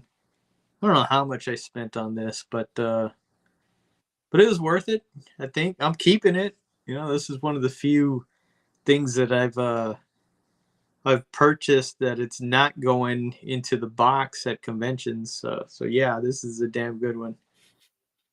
Yeah, maybe Tom's unfrozen now. Maybe not. There he is. So what happened to the uncles?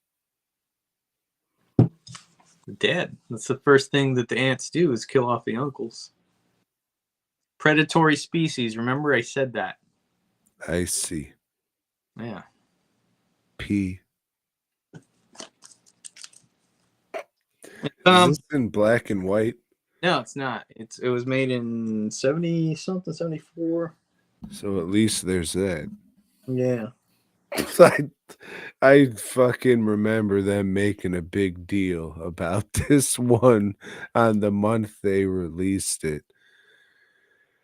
Yeah, you didn't sell me on it. So it sounds like they just shot a bunch of ant footage. Yeah, And I don't think it at all. I mean, definitely not for you.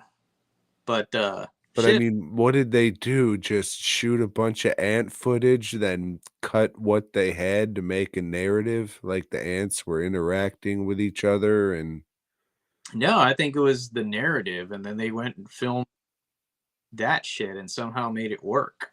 That to me was impressive. And but you're not like, really explaining what they did.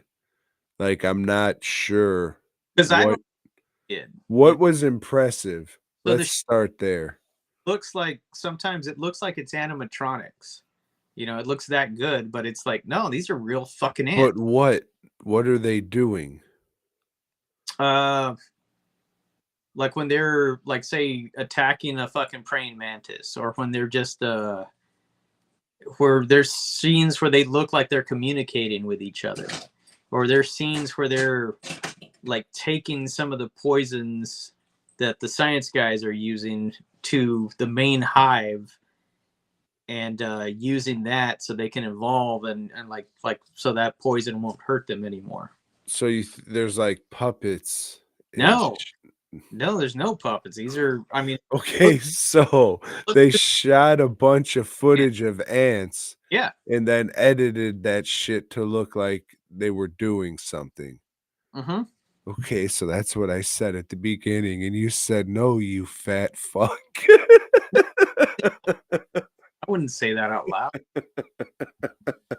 Okay, so it sounds like March of the Penguins or the Bob Saget movie, Farce of the Penguins. No, where those are documentaries. This is like... No, but I mean in the vein of just shooting a bunch of shit and then building a narrative to make it fit what you want. No. Well, then I don't know what the fuck. They didn't go and just shoot random shit. You know, they like...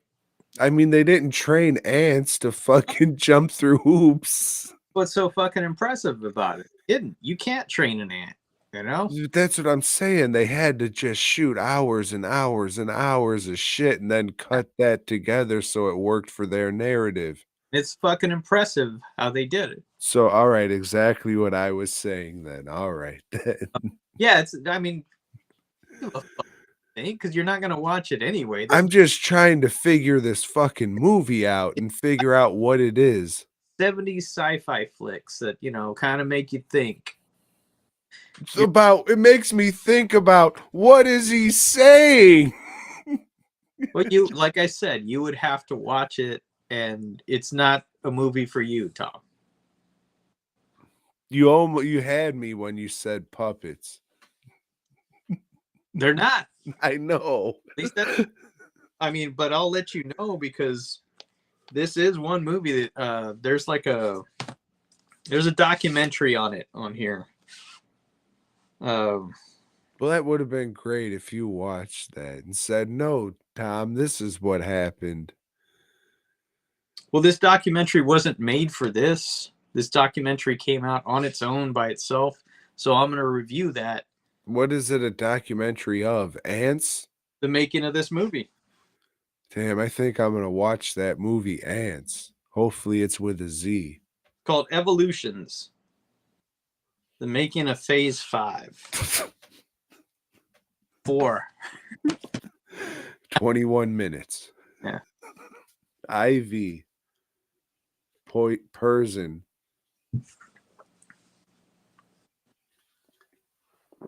Let me ask you this there, Joe.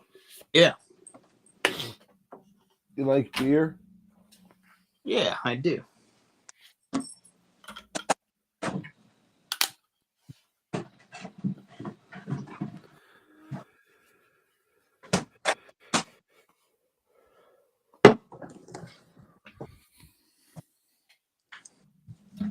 Corey made these koozies for bottles, you see, and my hands hurt, so it's hard for me to squeeze this can into it.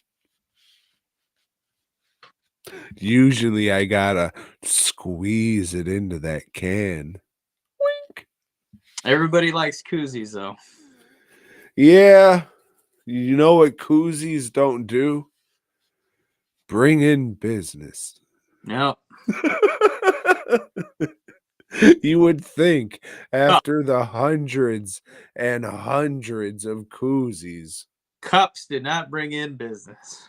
Yeah, I don't know. They're bigger. Oh, well. People like those big cups. I will pass. It's all right. I'm going to get some Frisbees too. So at Camp Zool, I can just throw those at people. All right. Joe, let me ask you this. I'm not going to say that because that's hurtful and mean. And that's not what this is about, Joe. You know what this is about? Well, I mean, yeah, speaking of fucked up faces, Joe, you ever see Leprechaun Returns? Yeah. You know what? I have. I've seen that movie. This was a sci-fi original. Mm-hmm. Oh man. Boy oh boy. So this is one of those, it's like, you know what? The first movie was great, but everything after that, rubbish for the bin, mate. So just forget all that, and this is a direct sequel for the fans. And Joe, we just watched all these fucking movies. So now we're kind of back at where we started, huh? Yep. How does it feel? Good? Uh, it feels Feels like I got fucked in my ass. like we got through another franchise. Spoiler alert, Phantasm, still the best franchise. Hmm. Oh, I'm sorry, did a leprechaun beat it in your eyes? Uh,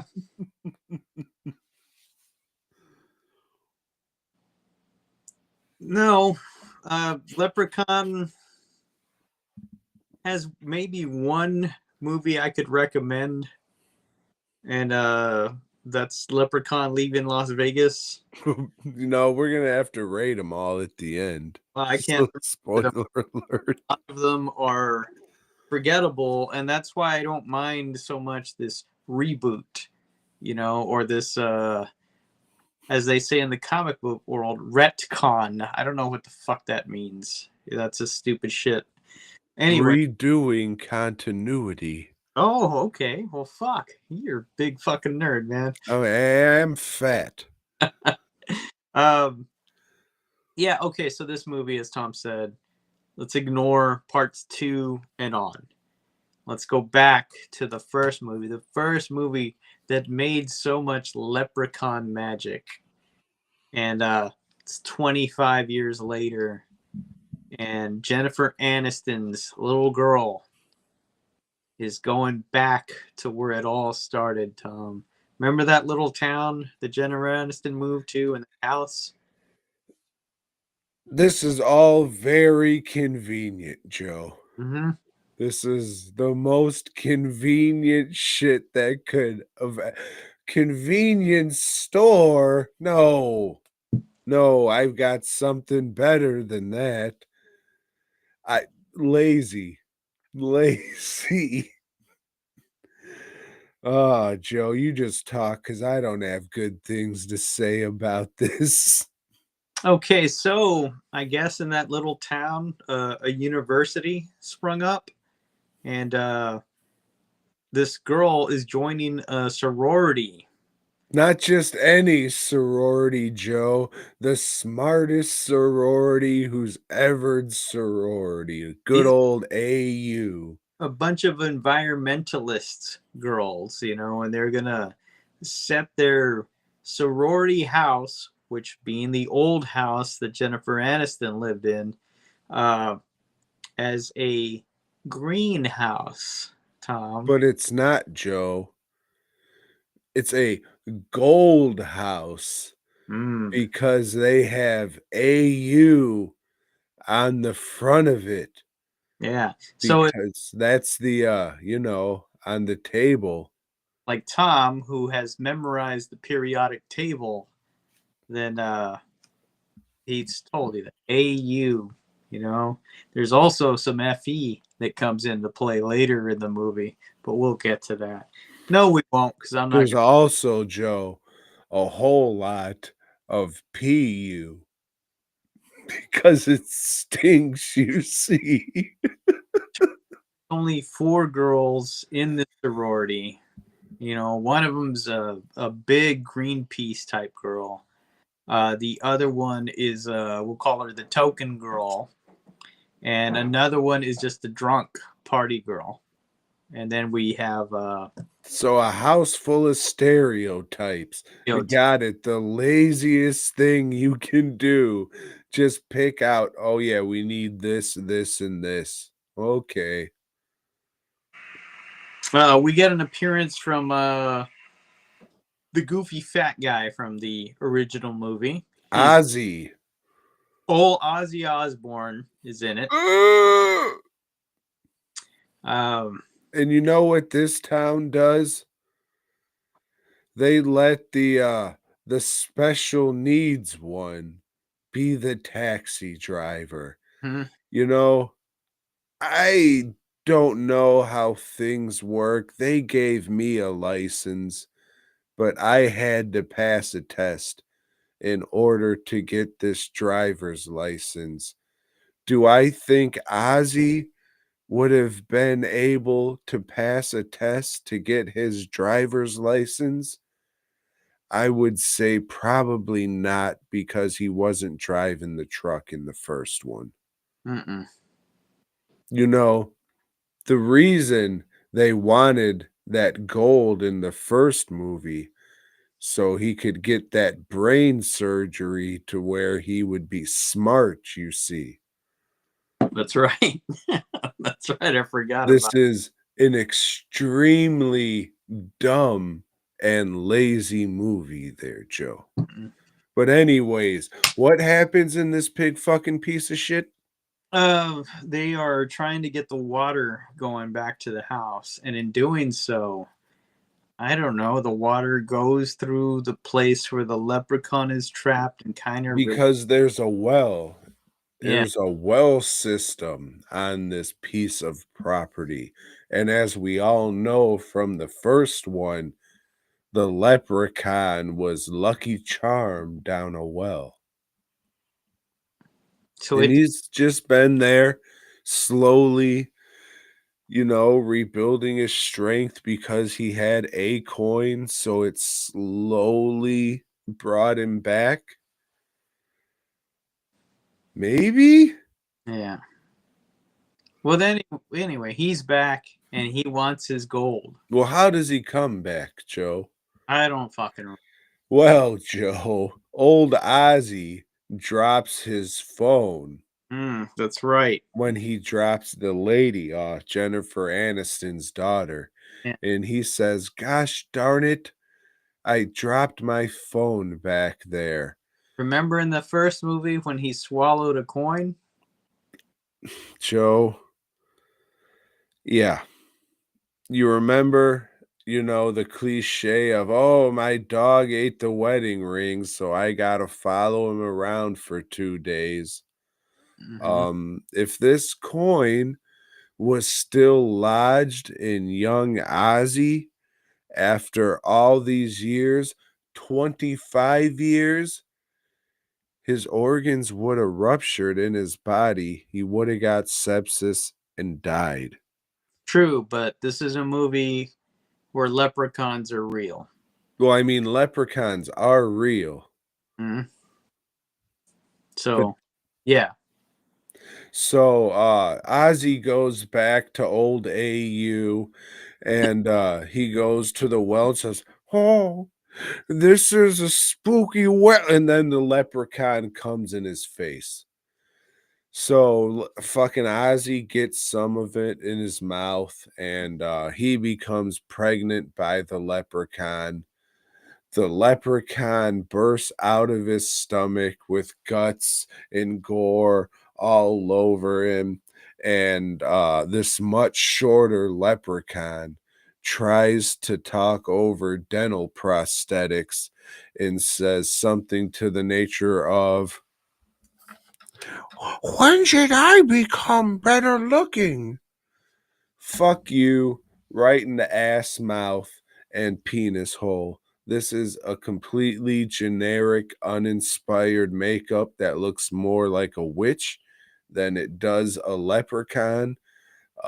You know, that's really the only thing all these movies, the Warwick Davis ones, had going for them was how good and iconic that makeup was.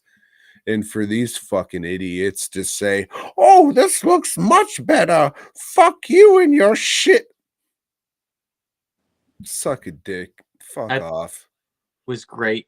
I thought that was a great, hey, fuck you to the original. And I mean, you can't even say that because you've said how great the You know, Leprechaun makeup was. I do think the original looks much better, but I don't think this looks awful. It is extremely unexpired and just a very generic makeup. This It is is like not, something you would see at a haunted house. it is not unexpired It's like uninspired. uh that's all right.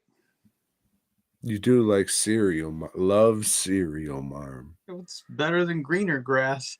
Um yeah, I mean it looks all right to me. I know you're a big, Gabe Bartolos fan, and it's like, hey, like, hey, I'm talking good about you, Gabe. Talking good about you here. I loved St. Bernard's. Um yeah, it's serviceable. It's a sci-fi movie, so it's serviceable. It's not saying like the only thing the movies had going for them was that makeup. The whole point in making those movies was just to get that makeup on screen. Good one, Stephen Barry. um, yeah, and you know what? The rhymes are back, Tom, in this movie, and And they're it doesn't matter because you can't really hear him because he's talking over dentures. they're pretty good, but the guy that's playing Leprechaun can't deliver the lines. It's because he has trying to keep these things in his fucking mouth. Why go back and fucking ADR these lines when we could just have him talking like this? His delivery is very unexpired, Tom. That means it's fresh. Uh, so yeah, I think, like you said, if they would have put some oomph into it, those lines would have worked. But Just take the fucking extra hour to ADR the shit without the things in his fucking mouth. yeah, Even if you do it right there on set, I'm not some kind of film prick that knows what ADR means or gives a shit. it was the fucking voice on the Leprechaun was awful because he was talking over his dental prosthetics. It was go back and listen, you're like, "Oh yeah, that really does suck a dick." I don't know. I mean, the thing is, because I watched this movie on my phone, like some kind The way it should be watched. of, like some kind of Gen Z piece of shit. I watched this on my phone, and I don't watch many movies like that. But I was told that I would have to suffer through a lot of commercials. I had one commercial. I had one every 10 minutes. Really, I had one the whole time, and when it popped up, I was like, "What the fuck?" Uh, but I don't know. I thought this one had a little bit of potential, but they didn't. It's like nobody cared making the movie. Like the actors are all horrible. Okay, it's a sci-fi movie.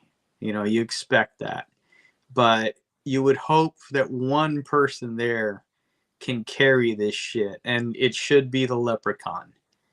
In this movie, but he, whether it's because he ADR'd it, like you would say, or whatever, he wasn't good enough. He couldn't do it. He couldn't like pull off some okay dialogue, not great, but okay. They brought back the shoe thing, you know, which they hadn't, like Don't whole get that shoe too dirty. Just put a little piece of clean gore on it. this whole series of movies, they picked and choose between what they wanted to do. I mean, this series as a whole is a fucking failure. You can't just put it on this last movie. No, I If mean, I can say this last movie fucking sucks. Well, I mean, if this last movie is what it needs to for them not to make any more, then great. You know, that's an accomplishment and probably one we needed for quite a while. You know, these are not good movies, man. You know, this is not and yeah, okay, Gabe Bartolos, fuck yeah, that Leprechaun in this, you know, all the other ones looks great, but shit, man, they're you know, aside from that third one, which made me laugh, it's the third one that's in Vegas. Yeah, that one, you know, that's funny. It's got some, you know, dope shit in it. But the rest of them, fuck, I don't, you know, if I never see him again, that's okay. The third one is the best for sure. Seeing as how it's the dude who made the fourth one, but he also made Siege on Fire Base Gloria, that's just all very confusing.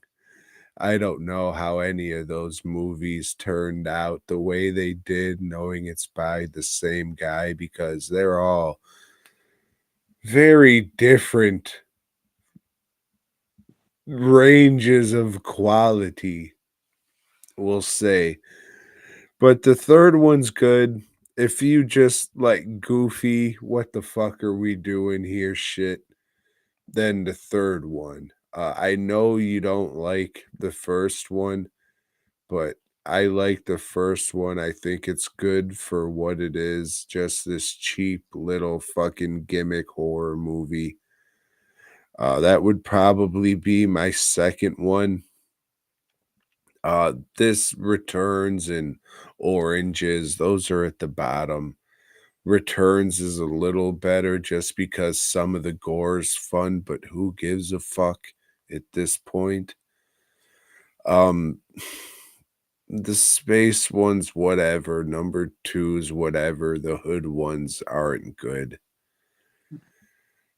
They fucked a pig on this. They didn't know what they were doing. They should have got Mark Jones, the dude who did the first one, to, you know, continue with this shit. So at least they all would have been connected and shit would have been carried over instead of, no, the second one, we're just going to remake it. Fuck you. And then maybe the third one's the one from the second one or the third. But Warwick says they're all the same leprechaun. So fuck all our butts. I mean, it's a mess. Yeah, no, it is. I would rather watch Returns than part two. You know, and it's like throw part two out, throw Returns in there, and then go to three. I don't fucking know. I mean, I liked part two with the whole haunted fucking Hollywood tour and the fucking drunk and the shit at the bar is fun. And then he's growing the pot of gold in his belly. But that's another movie where the guy's like, oh, yeah, it was just something for me to do at the time. I don't really give a fuck. And it shows. Yeah. This wasn't great. Yeah. But, you know, you kind of have to do it if you're going through franchises and shit. This is one that had quite a few movies. I'm not upset that we watched them. You know, it's like, all right, you know, now at least I can fucking speak with authority on them. I always say, you know, you can't say something is garbage unless you've watched it. You know, unless you fucking, all right, well, I endured this, and now I can tell you with firsthand knowledge that it sucks, you know, or at least it sucks to me. If you like these things, that's okay. You know, there's people that walk around with Chucky dolls and stuff, and, you know, they love all those movies. Chances are they've seen all those movies. I haven't, you know. Oh, no. Oh, no. He was on his John Waters shit. Oh, no. Well, before we find out if Joe's Mexican or gay, I'm just gonna say Both. that I'm I oh, behave. Oh, that's British. I'm sorry. Same shit. I don't like these as much as I thought I did going into them, and I just rewatched all these not that long ago. shit, Rich is up. Yeah, it's like I said, I can understand people not liking 3 and saying it sucks, but three's pretty fun, and I like number 1 for what it is, but everything else, it's whatever to fuck you. So, yeah. Sorry, Joe. Hey, Hopefully you don't fucking say, "Oh, we're gonna watch this shit from this 1920s actor again." I'm the prick that made a big old metal cutout of Leprechaun, you know, before having watched all the movies. So You got a inspired shirt too that you had for years and years and years. at that point, I had only watched part one, I believe. No, I had seen 1, 2, and 3, but I'd forgotten a whole lot about them, obviously. Yeah, fuck. That poster is still fucking very nostalgic for me, but And I do like the look of him. You know, I think, I mean, that shit's badass. Um, yeah, for my money, best character makeup out there. Like if you like Freddy Krueger and shit, I can see, oh yeah, I like that. But I mean, Leprechaun looks nice, the anatomy's there, still being fantastical, and the paint's nice. So I would say Predator's more of like a animatronic mask. So for straight up makeup, I'm gonna go with Leprechaun. I'll stick with Frankenstein, but Not bad. Especially since he had those teeth missing there and he could remove his fucking bridge and it would be all sunken in and shit. Like that definitely helped. And just being like cotton and latex shit built up every day. Like it's good shit for sure. I'd like to see what the fuck he could do if he was still alive and had today's silicone technologies and shit. But I mean, for the fucking time, that was Jack Pierce, right? yeah. Yeah, it was good shit for sure. All right, Tom. So Fuck, if he says Chucky, I'm jumping through that goddamn window. and the drawback to these is there's 2 that's not streaming, but maybe you have them, or maybe you've got alternative means to watch. It's harder these days to find alternative means, just so you know.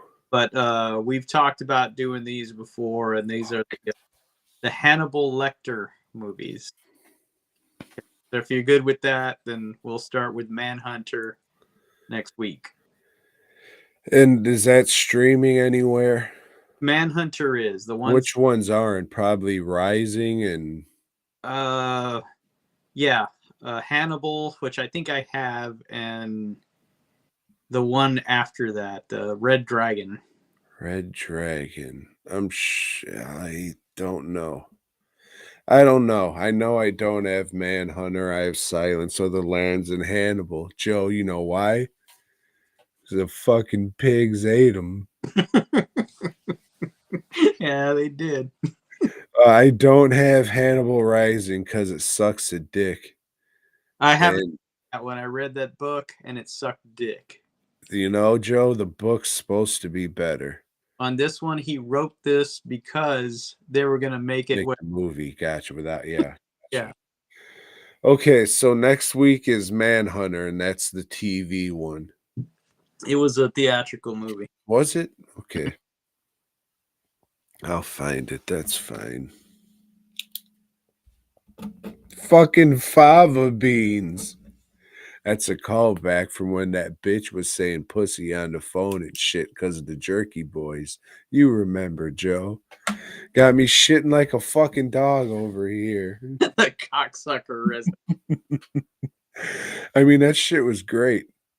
But just, "Oh, pussy willows," and just, "Oh, cocksucker into court." As soon as they went to court, they lost me. I was just like, "Alright, whatever." That was good because of the shoes after May. You know, Yeah, I mean, that's very fucking weird, and fucking do that. yeah, that's very fucking effeminate and weird to You've got to watch it with a white girl. Lisa loved it. well, Joe, again, you like the mockery of the suburban white women. That's kinda I your thing. When I say, "Hey, I Joe, you make a banner for the Facebook page?" Sure, it's just a bunch of white women giggling, like, I get it, that's what you find funny, and that's fine. It's just "Oh, I don't like this, but, oh, this gay man's movie cracks me up." So, it's just, like, "Oh, so this is what he likes because it's gay-centric shit, I guess, like I said before with the Nathan Lane.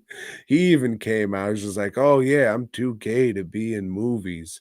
I was just like, "Oh, shit. Yeah, I was supposed to be in Mrs. Doubtfire, but I'm too gay. Oh, fuck, alright then." oh fuck you, homophobe. No, dude, that was some shit that I saw for real. Mouse Hunt's great though. I mean, to each their own. Mm.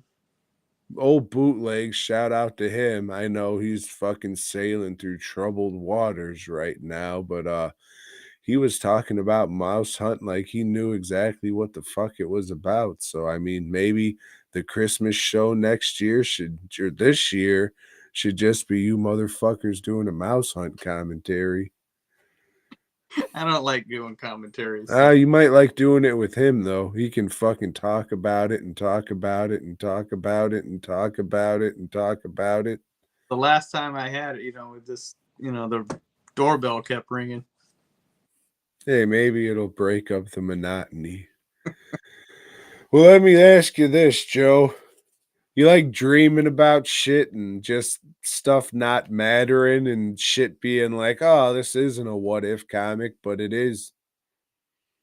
Well, I'll tell you, Tom, November of 1983. Yeah, maybe was not a good year for Spider-Man, and it wasn't even November, even though it says November on there. The solicitations were Looked different. like it said 84. So this shit, issue 84. So this shit came out, what, 3 months before? Maybe? I don't know. But in Marvel Team Up, Spider-Man's teams up sort of with Kitty Pryde of the X-Men. He is kidnapped by the Morlocks, who I think intend to fuck him. But Let luckily, me ask you this, Joe. Hmm? You think old Colossus was a little old to be fooling around with Kitty Pryde? Fuck yeah, he was. Just making sure. Yeah. Molochs, more like Polacks. Yeah.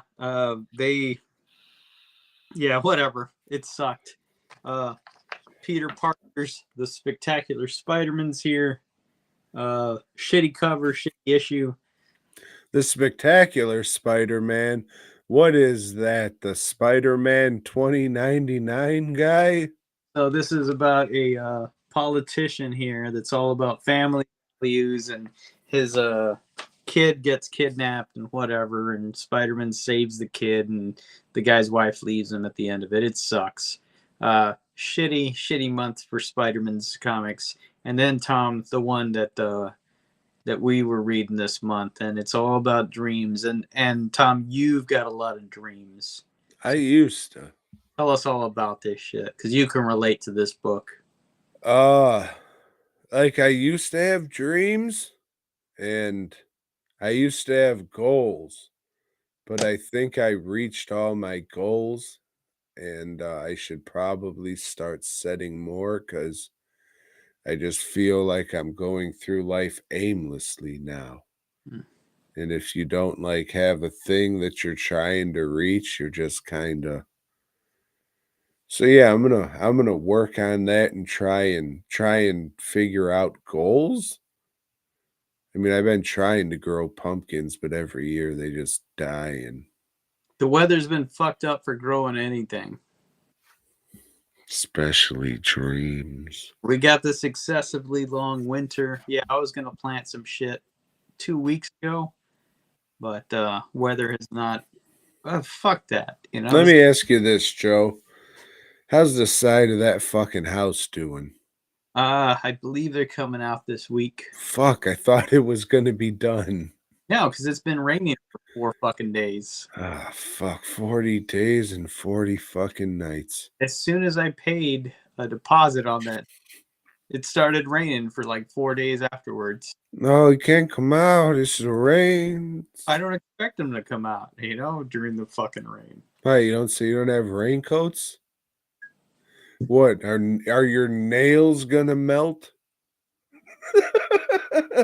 You gotta be firm with them, Joe. Yep, they'll be fine. Yeah. Playing you for a sucker. So I gotta talk about this, really? Yeah. So this is a what if comic disguised as an Amazing Spider-Man comic. And instead of fucking the Watcher, well, no, he does come out and say, "Oh, I know different realities and shit, but hey, this isn't this. This is just fucking people daydreaming." Fuck us all, I guess. Yeah. This is like nothing. It's all daydreams. It doesn't matter. You could say, "Oh, this happened," but nothing matters to advance the story. That's Amazing Spider-Man. So this might be the most worthless issue to date. And that's saying a lot. Because there's been a shitload of worthless issues. This is sold as, oh, J. Jonah Jerklin punches the cock off of Spider-Man. No, it was a dream. Oh, Cary Grant, whoever the fuck that old fruit is no, it was a dream. All right then. How much was this? 30, 36 cents, 60 cents. Can I have that in pennies? They So were when I 60. can let me get 60 cents in pennies so I can, stick it all up my ass so I feel it. Yeah. This despicable. It's pointless. It's just very fucking pointless. It's an insult to the readers, insult to the true believers. So the next issue has to be the best issue we ever read if they needed a month of nothing so they can get ready for it. I'm sure. I mean, that just makes sense, right? Right. All right, so we'll see. So we got a great issue of Amazing Spider-Mans and Manhunter, and I can't wait. Yeah. So thanks for putting up for whatever this fucking thing is. It's gonna be all right when Tom edits it. Don't watch this fucking live or whatever. Just watch the segments. Maybe that'll be okay. I don't know. I don't know. I don't know if any of it's okay, but we surprisingly have been getting more views and more subscribers, which is weird. You're probably Ozzy like. Yeah. Australian, the guy from the Leprechaun, it's all the fucking same. DWNProductions.net, masks, bus props, custom work. I got a lot of shit in today and talked about getting a lot of shit in. So, hey, thanks for that. I'm maybe booked up for a minute, or it can all come crashing down and hit me up anyways. I don't know. One day at a time and all that. Joe? FastCustomShirts.com. We've still got a lot of custom work going, but not as much as we did a couple of weeks ago. So if you got some shit, send it to us, and if it's something we can do, we will. Adding more shit to the website and just getting ready for Texas Frightmare Weekend. I finally had a chance to print some shit for that. So yeah, I keep saying I need a couple weeks in May so I can paint some stuff for Frightmare. But it's like, oh, we're trying to give you money now and shit. Oh, but I needed a couple weeks. But no, you can have this money now. Oh, but I want to make this. Oh, it doesn't matter because I mean, it's a good thing to have. But that's there. That's all I got to tell you, man. I no, mean, for sure. But there are some things that I do need to pay. But before we go, still on the road, go see them. I would look at the right-hand side as of now. There's still a bunch of fucking dates left. So check out the fucking Evil Across America tour.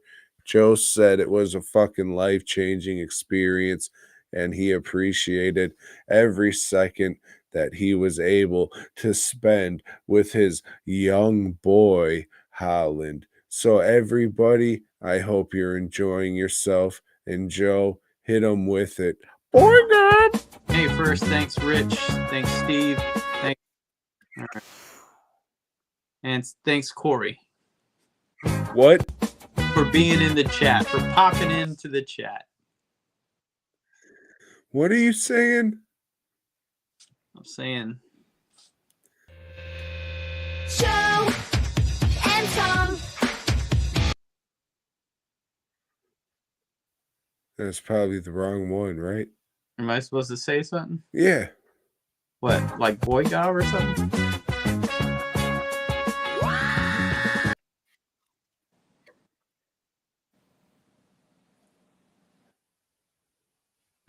What? Hey. I said it. Thanks for Wait a checking out the show. Is that like a cue We hope card? you dug it, baby. If so, give us a thumbs up. Subscribe and let us know down below. Support Tom and Joe by heading over to dwnproductions.net and FastCustomShirts.com. Until next time.